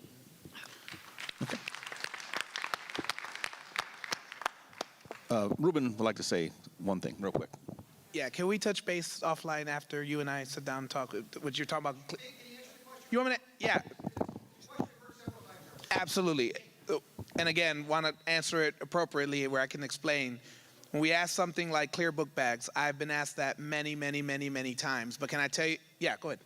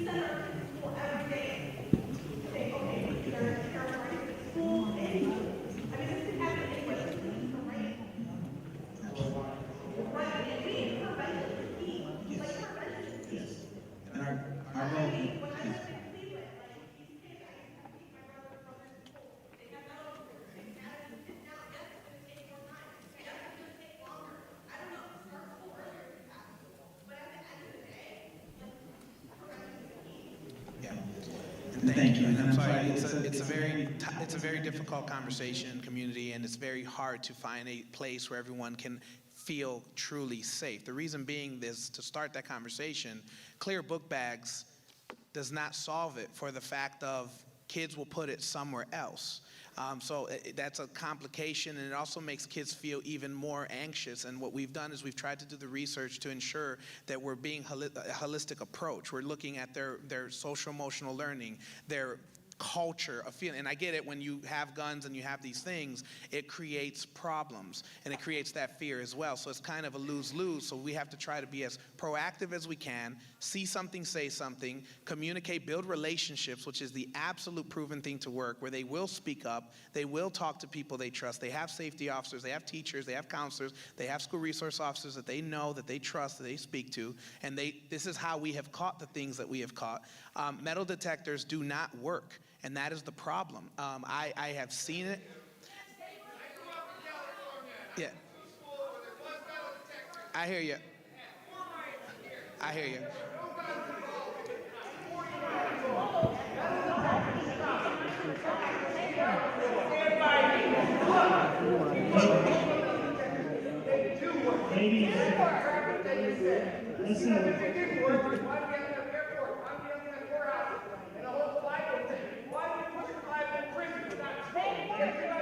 Ladies and gentlemen, no,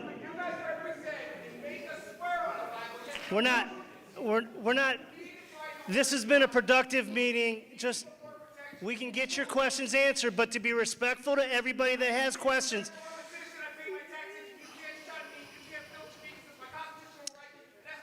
Thank you. Thanks for being here. So let's move on to the next question. I appreciate it. And let me finish that sentence. I think. Correct. I understand. Let me finish the sentence so it can make more sense in context. I'm sorry I got cut off. They don't work if we don't have people there to ensure that they are used safely. I understand.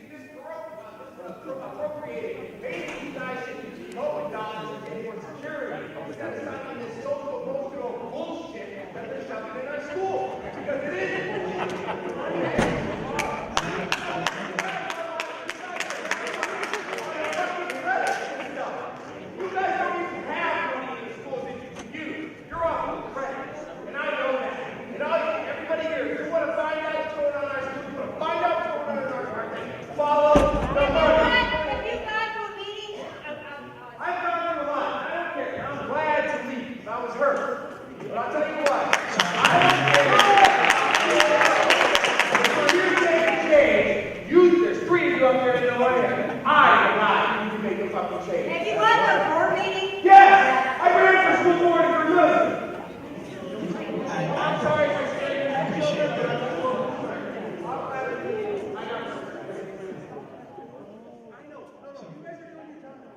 just That's not the intention. Again, the goal is to ensure that we work together. If you would like to go tonight, research, look it up. It's just a lot of hard things to implement a program that's over millions of dollars for a building that's 470,000 square feet. However, we're not putting a number on the safety. What I'm saying is we have to be really, really creative at making sure we're investing in things that do work, that do get communication, and do get the guns off. We also have to educate parents on how to do so, how to build that trust, where if they hear about it, tell kids, teach them. Don't touch a gun. If you see a gun, tell us. If you hear about it in school that kids are buying guns, how are they getting them? They're not old enough, so we say put more laws, but again, remember, you have to be 21 to purchase a firearm, so they're still out there. So we have to do some other creative things in respect to that. To the comment to respond to, I want to make this clear to everyone watching and listening, is that we have used a lot of the dollars that have come in for safety. We've invested in mass notification system. We're investing in all kinds of new school initiatives to put this school at the tip of the spear to ensure that we're communicating and responding quickly. Get an opportunity to speak here. Let's keep it moving. Absolutely. So again, we can touch base a little more after offline. This lady was gracious enough to let me speak in front of her. My name is Ed Wilson. I'm upset with this dog and pony show. This was supposed to be the people bringing things to you to resolve our problems. All you do is give us rhetoric on the same things, and nothing is getting done. Mr. Police Chief, I'm going to use you as an example, and it applies to everybody here. You have a police force that 15% of them is just as righteous and good as can be. They're the ones that get punished. The 70% that follow union rules, fraternal brotherhood rules, statutes, what the boss said goes, they just lay dormant and don't do anything. And the biggest problem is the 15% that should be in jail, and they're not. They're out there walking the streets, smoking joints in the cars. I'm very upset. I hate to be as emotional, but you people are just sitting here giving the same old rhetorical excuses as to what's going on. These people are here to help you. Do you have a system where they can contact you and work out the training methods and teaching that this sports guy does, or the other ones?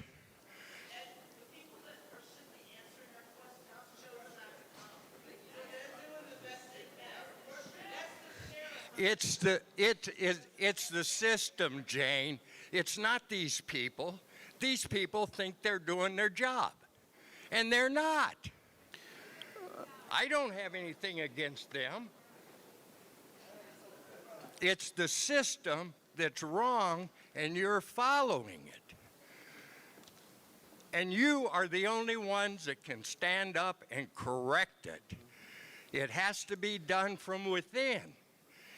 These people will support you in doing that. Don't throw a bunch of rhetoric. It hasn't worked. It gets worse every year. And you people are representing us. You're not doing your job. I don't say it's intentional that you're not doing the job, but you're not doing it. You got to do something different. I apologize, but I said what I needed to. Okay, thank you, sir. Mary, is that you coming up? Basically, just to follow up with his statement, I actually brought a couple ideas forward to you guys. Chatbot, GTP, AI, easy thing to use. I just put in about walking the beat and maybe looking into, I know it's a big investment, but I think it would be cool. Lorain is the 9th largest city in Ohio. I mean, we are a big city. I think it would be cool to have some kind of mobile police command center. Back when I was in high school here, we had subdivision police departments and the projects and different hotspot crime areas. I think a mobile truck would be more accessible to move around, go to these areas. Well, I mean, and that's why I think if we all kind of, gave ideas like this, maybe they would actually maybe start walking the beat. I mean, if anyone from Lorain knows McCormick, South Side. I just moved to the South Side. I called the emailed the Lorain Police Department, and I requested a police report, crime, for the 5th Ward. And their response was, here's an app, this will help you. I just wish we had more like community engagement with government officials, city officials. I'd like to commend Sheriff Hall, his Facebook presence that he visited with Rivian Mental Health Facility. That's another Lorain County entity that we have here that needs a lot of work. The problem with the homeless shelter, a lot of these people are not getting the proper mental health care. So that's another big issue. I have a family member who's about to be homeless because it took 2 years to get a caseworker. So we do have issues here in Lorain County. So yeah, I wanted to pass this out, just, maybe walk the beat, get more cops out there. Well, Community first of all, engagement. welcome to South Lorain. It is an amazing community, and you are part of a great neighborhood that is very supportive of each other. Thank you. In regards to your ideas, I do like these because number one is when I was with the Medina County Sheriff's Office, from a mobile perspective, one of the things that we did down there, and it worked out really well, and it may sound ridiculous, but it was an ice cream truck that was in partnership with the Police Athletic League of Medina County. And just having that truck present in neighborhoods and all that, and having the kids come up getting free ice cream with their parents, it creates that bonding and building the trust. However, I will disagree with you on, as a mobile office, we need to have a permanent presence within the neighborhoods. We used to have over where the old Hills department store was, across from the church at Homewood in 57. We used to have a presence in there. Fortunately, El Centro has given Lorain Police Department presence near their facility. We're looking at actually bringing a presence and moving a sheriff's office facility into South Lorain as well, to kind of mimic what we do throughout the rest of the county, because we hear you. We understand that you hurt, and we want to make sure that we take these ideas and bring them to you. Thank you for our social media presence comment, because we have worked very hard on that to make sure that we're as transparent as possible to all you, and making sure that we bring everything to you that we possibly can. So I appreciate the comments, and we'll take it into consideration. Okay. Amir Whitehead, Gladys Mitchell, Susan Lynn,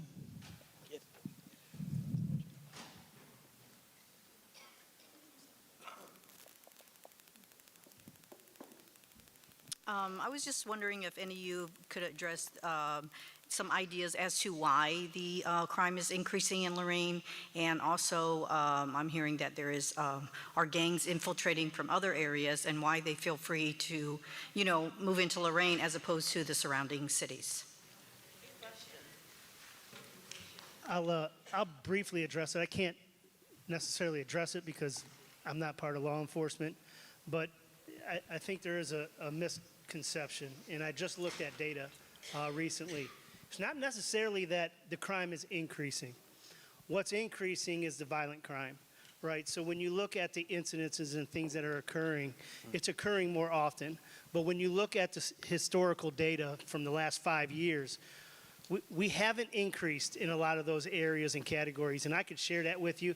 That's about all the information I have, because unfortunately, we don't have them folks here, but I would love to get you connected with somebody to get some more information to you. But again, understand that when we see shootings and we see gun incidences, it doesn't necessarily indicate that we have a massive increase in crime throughout the city in this year. We do have an increase in violent crime. It's something that is a problem nationally and across the state, so it needs to be addressed. But I can share some statistics, but you'd be shocked to see that we haven't increased a lot in many of the categories. The gang issue, again, I can't speak too much to it because I'm not integrated into that world, but I can get you some information. But that's been going on for years. Gangs from Cleveland, again, when we see a lot of shootings, you see them that they're not even part of our community, but they're here for drug-related and criminal activity, and we're the ones that have the crime occurring in our community. So it is ongoing, and it's been happening for years, but again, major concern that needs to be addressed. I just want to mention something. I wish the city police were here so that they could address that specific question. But does the sheriff's department or prosecutor, have you guys heard these rumors about, or these statements that gangs from other areas are moving in? I have not been privy to that type of information or have seen that. A couple weeks ago with the two young men of 21, I think 18, right? 17. The people, from what I heard, the people that had came down, they were from Cleveland. So then the problem here is some of these kids. Sorry, I got into the thing. No, if you have information, that's what we want. And I had not heard about other areas bringing in new gangs. And what's or this going on gang with all these influx. kids now too, because now they have this law that with ID you can just buy a gun, go and buy a gun, and all these kids are having guns out of nowhere. Why are they permitting this? And why is this going on? Sir, I cannot talk about open cases, but the shooting that occurred, if you're talking about the one by Tower Boulevard, where my sister had just drove through 5 minutes before that, those kids were local. And the one who died, I had bound him over as a juvenile. A bind over is when a kid has done so many things wrong, there's not enough time to rehabilitate him in the juvenile system, or there are certain things that are mandatory. We have to bind them over into the adult system, okay? So I had bound him over years ago. And I will say that I have been known to go to funeral homes, mostly not just to say goodbye to kids, but mostly to tell their brothers and their friends that if they're thinking about revenge or they're thinking about taking a gun, we'll put their ass in the detention home.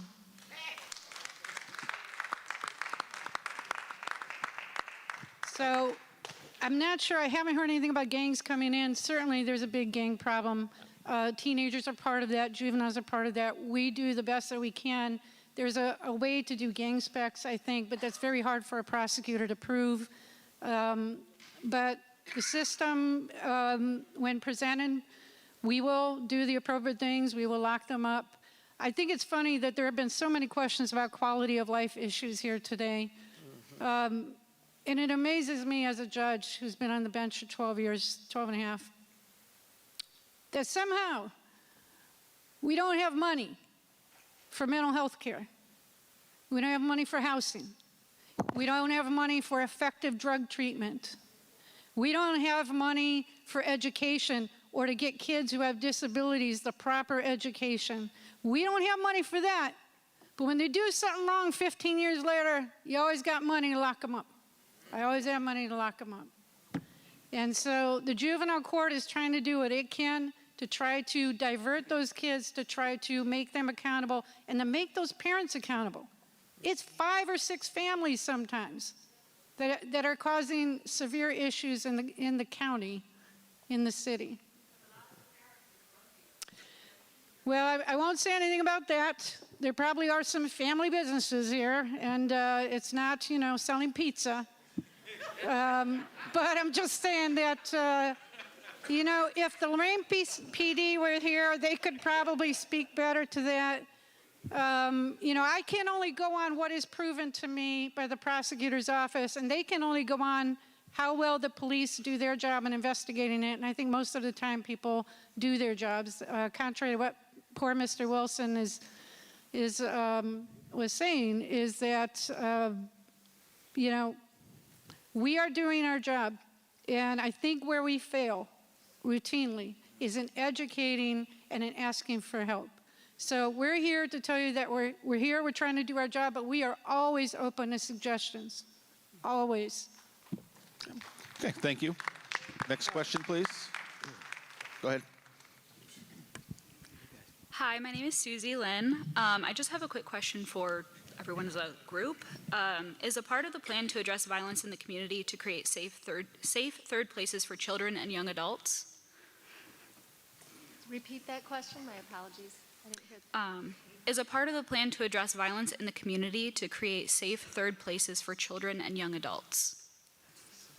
Safe places. Safe places? Like Right. safe third places outside of like work and school and home. Right, and again, that's a quality of life issue that we can't speak to. We are, as Judge Bremke said, the end users, so we get it after everybody else, after a parent has done what they can, but it's failed, after the school has done what it can, but things have failed. So again, you know, we seem to find value in locking people up, but we don't seem to find value in a rec center. I grew up in South Lorain. I went to Oakwood Park and swam. We walked to hills without worrying about getting our brains blown out. You know, so I think, you know, I don't know that there's anybody up here that can address it, but again, as a juvenile court, we try to hook people up with resources, and sometimes that includes social services and recreational activities. Okay. Carrie Buckley, Aubrey, and Marty Liebes.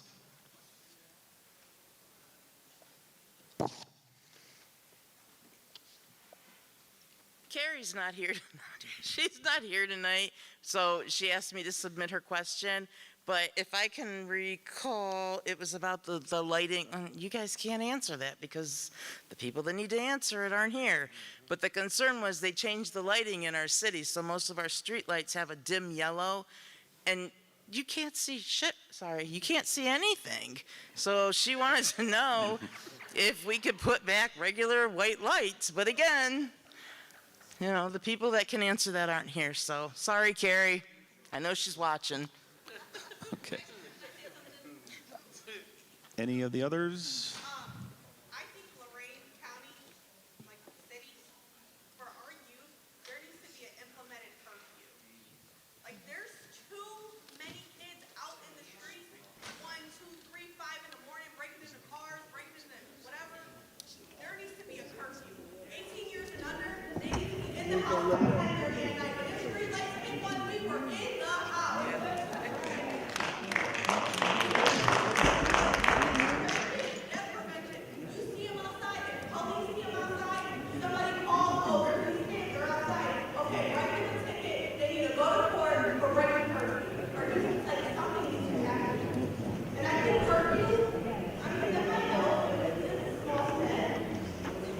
It would absolutely help. And Again, if the police are enforcing the curfew and the parents are enforcing the curfew, then we wouldn't have the problem. And I'm not, You take the kids back to the house, you know, okay, your kid's out on curfew, we're gonna have to citation you a ticket, ma'am. Your kid's under the age, you know, they're not supposed to be outside past 10:30, now you're gonna be held accountable. I mean, this is where it starts at home. you are preaching to the choir. Amen. Okay, we agree with you. We are not the ones who are patrolling the streets, picking the kids up, so we can't really answer that question. I will tell you, if we get a citation or a parent who's cited for that, we will hold them accountable. That's what we're here saying. When we get it, because we agree. If a kid's out breaking into cars at 3 in the morning, where is the mother?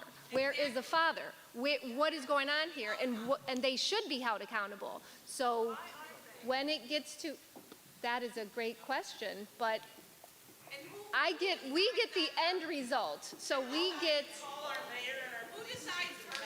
Like, who implements, like, okay, there needs to be a curfew for these young kids? Is there someone here in the city, let's talk about the city of Lorain first, city of Lorain, because usually each city has a different curfew, that is aware of the exact curfew for our minors? We don't have one, barely. We do. I would say that every city has a juvenile minors curfew. According to this, it says buildings or public places in the city between the hours of 11 p.m. on any day of the week and any hour before 6 a.m. on the morning of the 16th day from Sunday to Thursday, from 6 to the hours of 12:30 and 6 a.m. Blah, blah, blah. So yeah, there's something on 11. So 11, is that what I'm hearing? Something like 11 to 6:30 is what it looked like. Yeah, so they have to be in before 11. However, I thought, again, we deal with county, so we deal with a lot of different cities and city ordinances.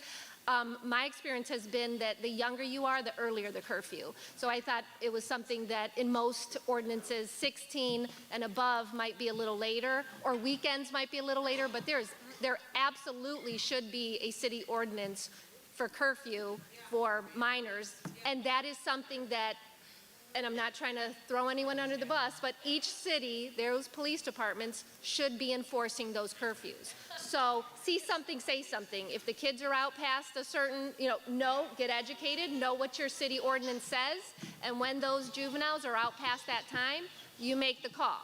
And you make the call again. And you make the call again. That's how things are gonna change. And then they tell you to stop calling. And then you call again.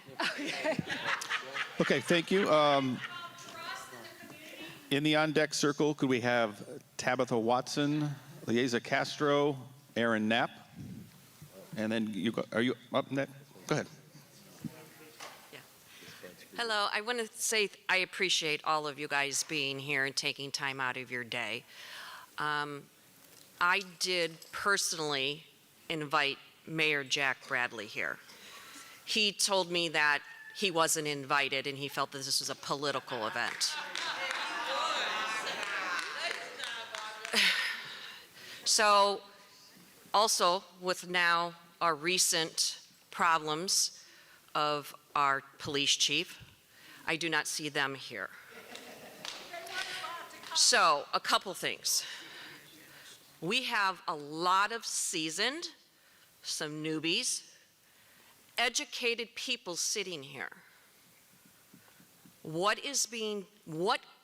can't you guys all work together to file with our council to get city ordinances to create and stop these problems? We have nuisance laws for somebody's grass being too high, or if you have an unlicensed vehicle.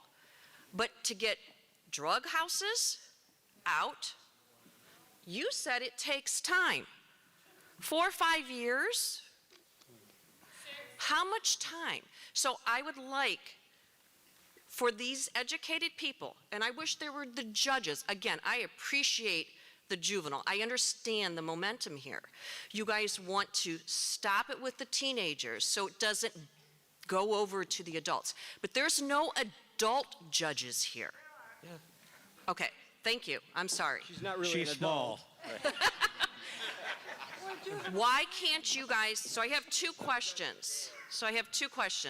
One, why can't you guys, law director, no, I'm just saying, a law director, a police chief, the city council, why can't the judges collectively come together to send a message to the gangs, to everybody that comes to Lorain? You have the statistics.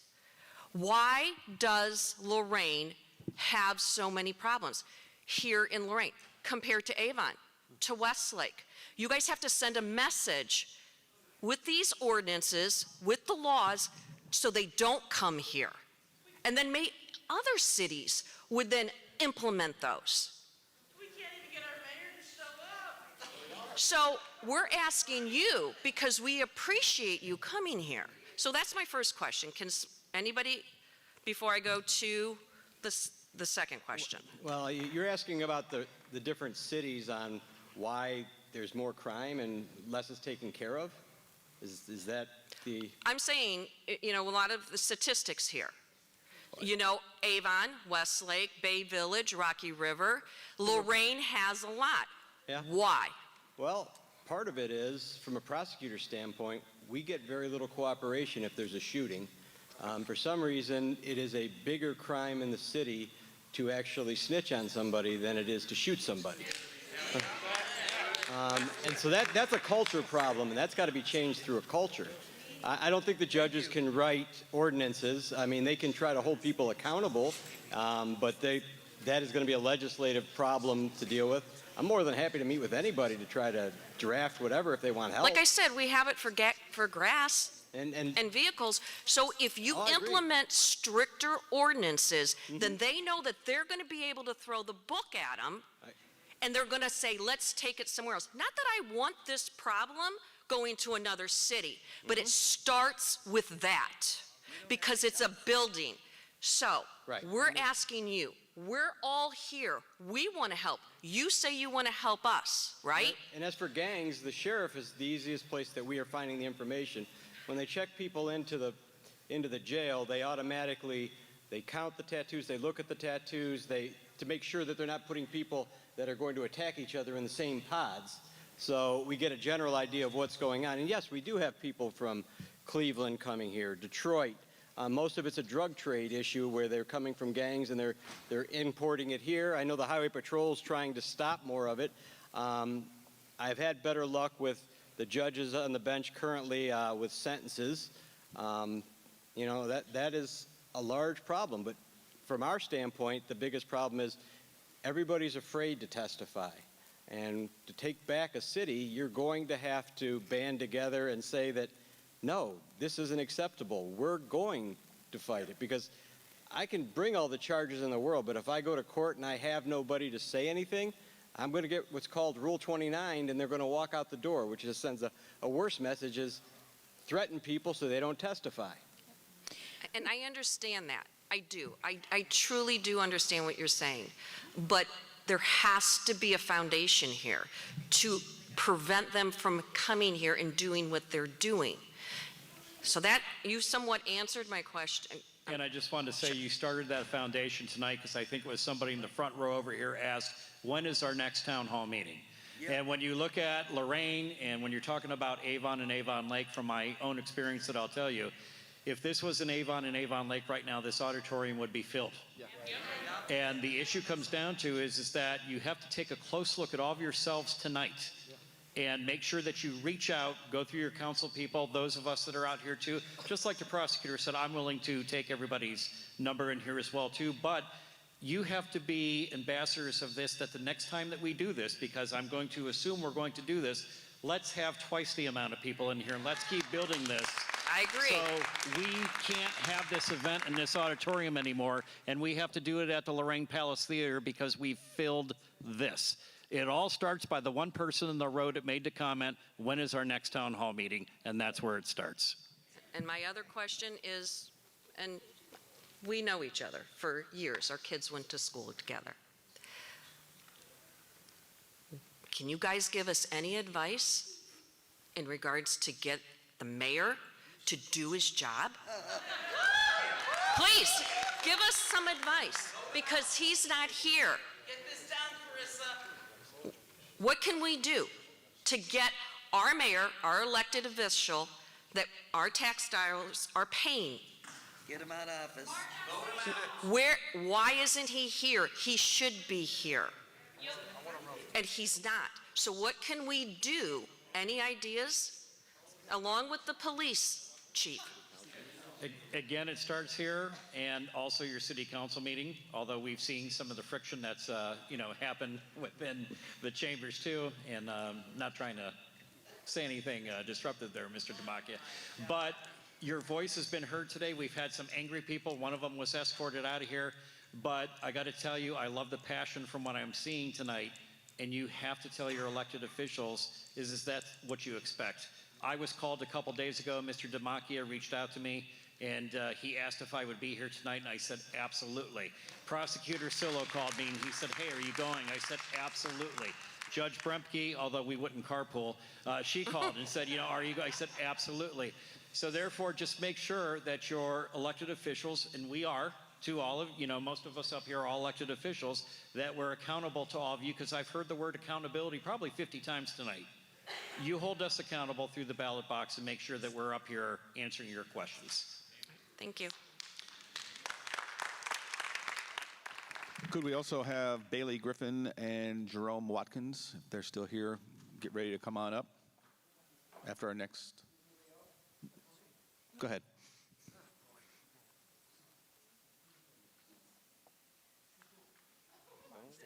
She's not going to listen to me. She never does. It's fine.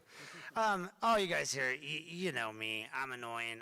I'm going to try to pretend like I'm in court and be short and sweet and just get it out there. First off, I'd like to bring up a point that I say a lot to a lot of you is that data show that African American youth are dramatically overrepresented in our juvenile justice system and detention rates both nationally and in Ohio. What steps is Lorain County and City taking to ensure that African American teens have equitable access to diversion programs and alternatives to incarceration? As I've used this stat, and we all seem to like stats so much, 11% of the juvenile population cannot adequately represent 44% of the juvenile justice population in African Americans. So I don't understand how that's happening. So I'd like to know how we're preventing that. How are we preventing racial policing within our county? How are we preventing redlining? How are we reaching out to the African American community and making sure that they're not overrepresented in jails and the incarceration and the DH? And on that point, you talk about mental health, but yet you let the chief of police fire me from Crossroads, a position that was doing all of this. And you judges signed that order. And so you let it happen, and you stood by and watched. So what is your answer for that, for mental health people who want to come work for you and you kick us out? You crap on us.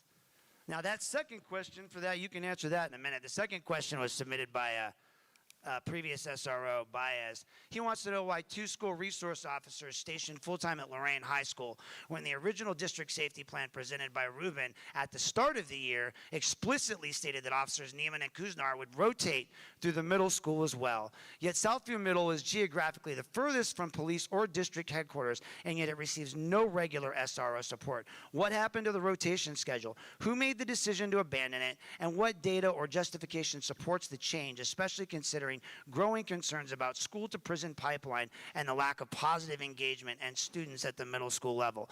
I have sit back and watched, and I've looked at the statistics, and you guys put more African Americans into the jail system and the incarceration system and more white kids into their homes than any other place I've seen. And as a social worker, it disgusts me. And the fact that you have a chief of police that used the N-word and the S-word against anyone since 1999, you're investigating this? Other people have been fired for less. So you want to sit here, he wants to sit here and discuss, oh, he's sad he's not here. He shouldn't be here. He's a criminal. He literally is a criminal. And he violated my rights by sending all of my information and all the complaints I made. See something, say something? Give me a break. I said something and I said something. What happened? Chief of police came out there. You call a conversation you and I had outside of Crossroads that day. We talked about it. That man blames everyone for his problems but himself, right? That's what you said right before you told me I was getting fired. Accidentally.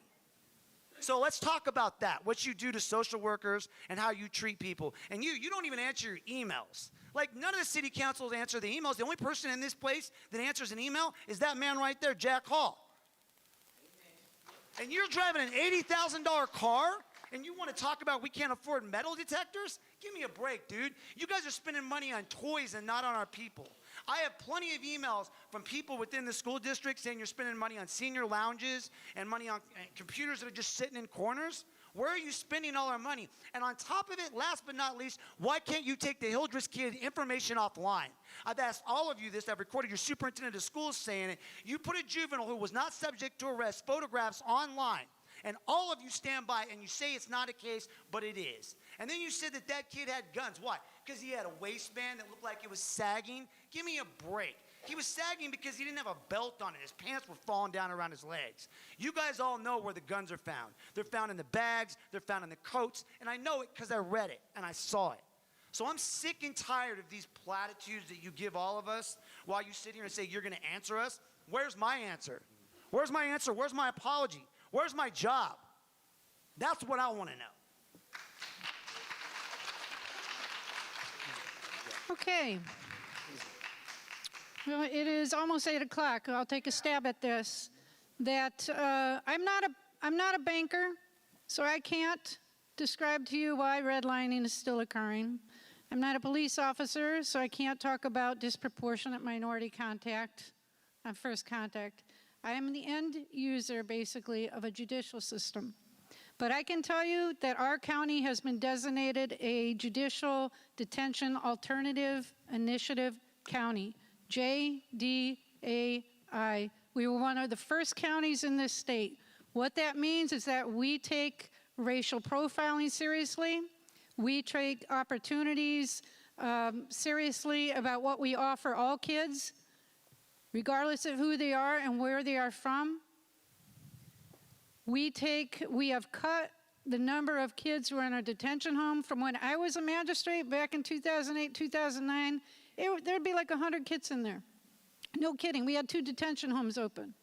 We have a kid who would get suspended in school and he would be put in the detention home, which, by the way, federal law says that we cannot put status offenders like runaways or curfews in our detention home. But we are a JDAI county, which means that we have done everything we can to deal with disproportionate minority contact. We have done everything that we can to reduce the number of kids.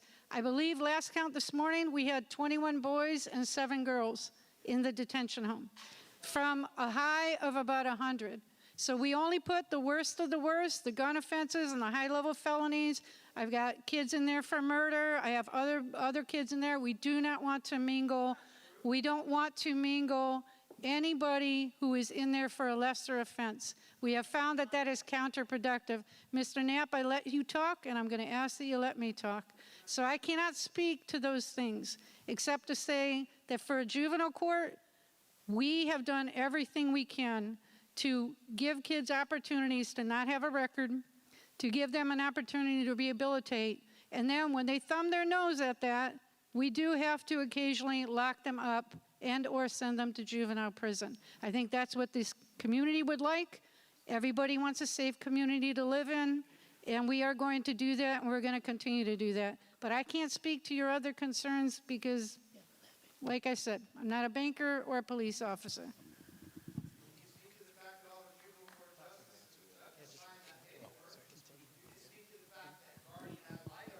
There you go. Can I just add to your comment, Mr. Knapp, about the diversion you mentioned specifically for the juveniles, but I did want to add that, again, I run our Lorain County Recovery Court. It's a adult drug court. Prior to me even taking the bench, I did some training in Washington, D.C. related to these drug court programs. And what I realized when I came back is that our admission standards were disproportionately admitting young white women. And our court was primarily young white women. We changed that admission standards. And the other day, I'll be honest, I looked out into my courtroom during my recovery court, and it was one of the most proud moments so far that I've had on the bench because I've separated my females and my male population. And my male population at that point, I had more minorities in my courtroom seeking this specialized docket, which offers a lot of resources that I did white males. And so in the adult system, at least with regards to my specialized docket, we're making those efforts as well because they don't end in the juvenile system.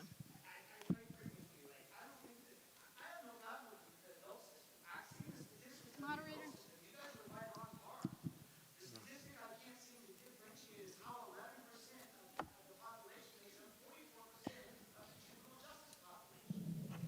Okay, we're going to call our last questioner of the evening, and then Mr. Dimacchia has one on his end. Richard McAtee Jr.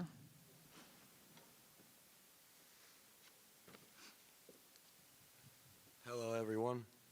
One second here.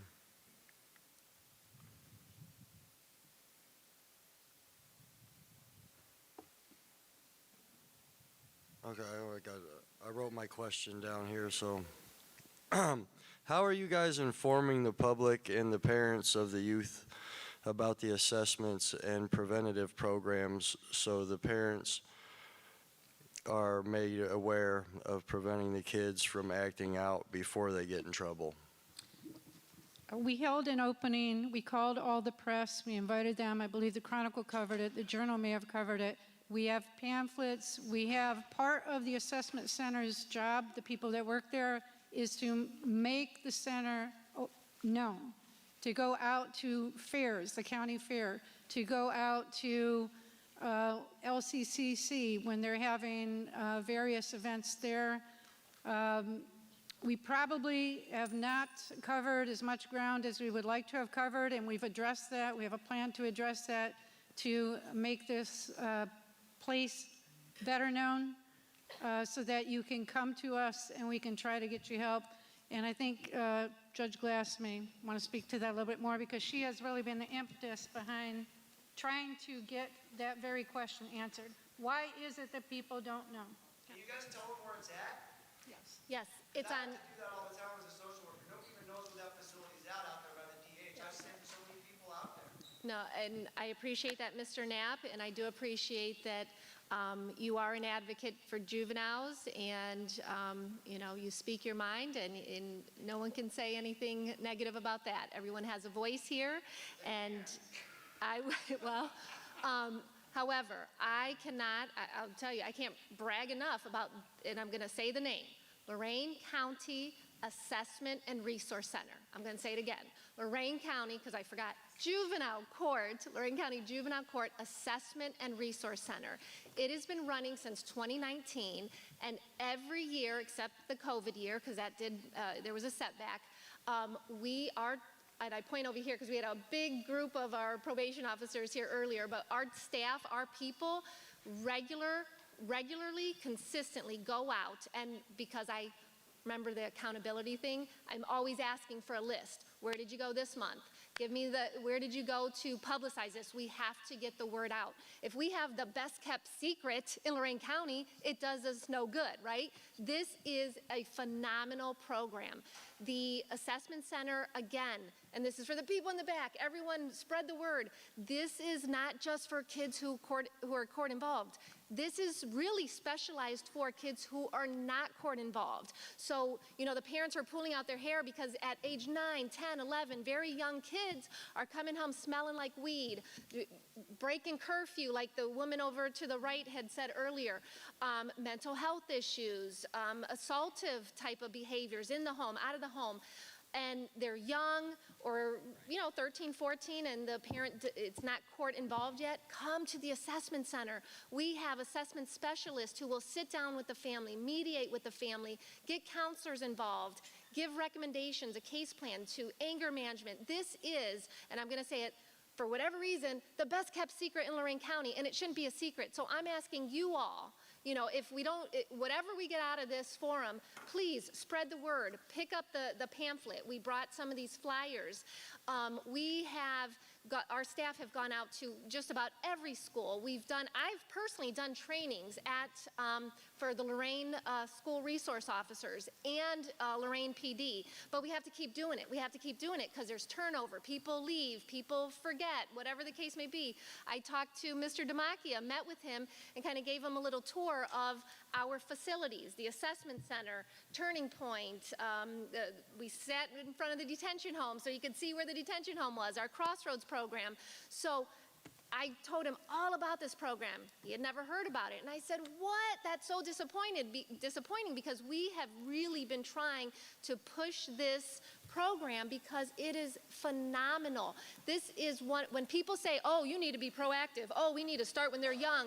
This is it. This is an answer to some of those things. We worked for about 1.5 years, 2 years on this program. We got grant money. We did a ribbon cutting, like Judge Swensky said, we did all this, the press releases. We occasionally will do a press release here and there just to kind of get the word out. We take these pamphlets to schools and we train the school employees and say, give these to your families in need.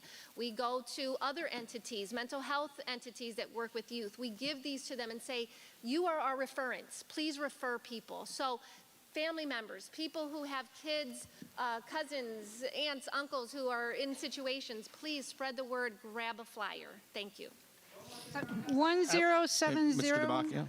Infirmary Road Sorry. in Elyria. 1070 Infirmary Road. Oh, on that note, thank you, Mr. Knapp, because he said, hey, tell people where this is. It's by the Sheriff's Department, the county jail, the detention home. It's kind of out of the way, right? So what did we do? That was a weak link in our system. So what did we do? We talked to our assessment people and our police departments and the schools, and now we have our assessment center staff stationed out at the PD, Lorain PD, on Tuesday and Thursdays, and I believe it's something like 1 to 9 or something 9 to 9 p.m. We also did that with EPD. However, it seemed to be more effective in the schools in Elyria than the police department. So we are trying to bring the programming and the availability of this to the people because that is a bit out of the way. So we tried to address that concern.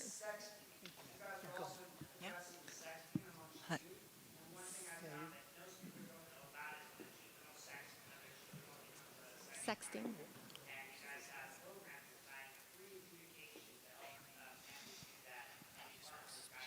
Yep, absolutely, and I appreciate you mentioning that. And actually, I want to say a couple comments about one of the statements you made earlier about the disproportionate amount of black and brown kids in the Lorain County facilities. I'll tell you, we are attacking that. That is not a Lorain City problem, a Lorain County problem. That is a national problem. That is a national problem. And what we have done to help with that is, one, recognize it. We're not denying it. We acknowledge it, look into it, research it, train our staff to watch for these type of things. Here's just, and changing of policies, and we can always do better, but here's one quick small thing that we do, and this is something we do in a lot of our policies to ensure that we are not doing something that we shouldn't be doing is, for example, when the police departments call the detention home, do you think that we actually ask, well, what is this, a white kid, a black kid, purple kid? No, absolutely not, because it doesn't matter. It doesn't matter. We can't control the calls that come in by the police departments. However, we can control our processes and policies once we have the children under our custody, our care, or in our programs. So when they call, we're not asking a race, a color, absolutely not. So we are making decisions based on facts alone. How serious is this? So we would never consider anyone's color, race, as to whether or not that juvenile should be detained. So I think key issues here are education, training, and make sure that when we see or we feel that something's brought to our attention that there is a problem, we look into it and we try to change it and do better. Okay, as we begin to wrap up, Mr. Dimacchia, I think you have one more. I just have a quick comment if I could make. I work in the Lorain schools in one of the harder elementary schools, I believe, and I heard tonight many people complaining about the schools and the kids in education. A lot of parents don't really care about a lot of these kids. Have them tying their shoes, washing their clothes, giving them hugs, whatever it is. The biggest difference is what Ruben has put in the schools. We have a church that comes to our school, and I see the kids that get to spend a day in and day out, the fifth graders, going up and hugging Pastor Rich. They love him. The kids gravitate to him. Men on a Mission, making a huge difference. Those are with a lot of the kids that they work with, just a lot of the boys. Get involved. We need help in the schools. If you are someone who's like, I want to make a difference, come in and say, hey, can I come work in your cafeteria? Come in and sit down and talk to the kids. That's how you get to know them. And so that's the help that we need from the community, because that's what's going to make a difference. A lot of the people are like, my kid this, my kid that. You care about your kid, that's awesome, but there's a lot of kids out there, their parents don't care.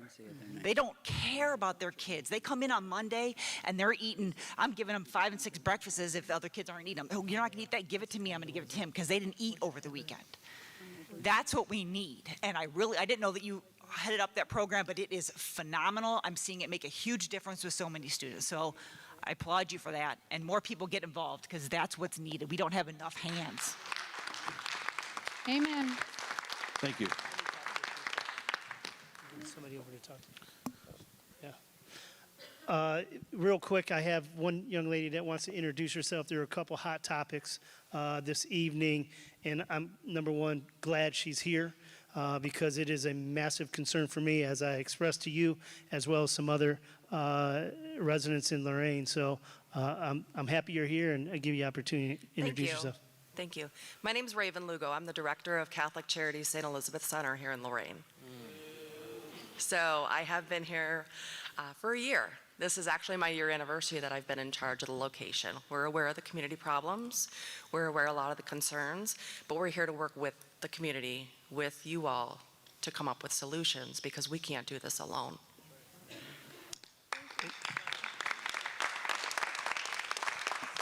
Thank you for being here. And I just want to say that I am glad she's here, because you can't solve a problem if you don't get the people to the table. So that is a major concern for me, and I told her, I said, glad to see you here, but let's sit down and talk, because those problems do need to be addressed. And folks need to be held accountable, and we just need to clean it up. Again, the service is a necessity, but let's do it the right way so that our residents are punished for it. Okay, but thank you for being here. Did you want to?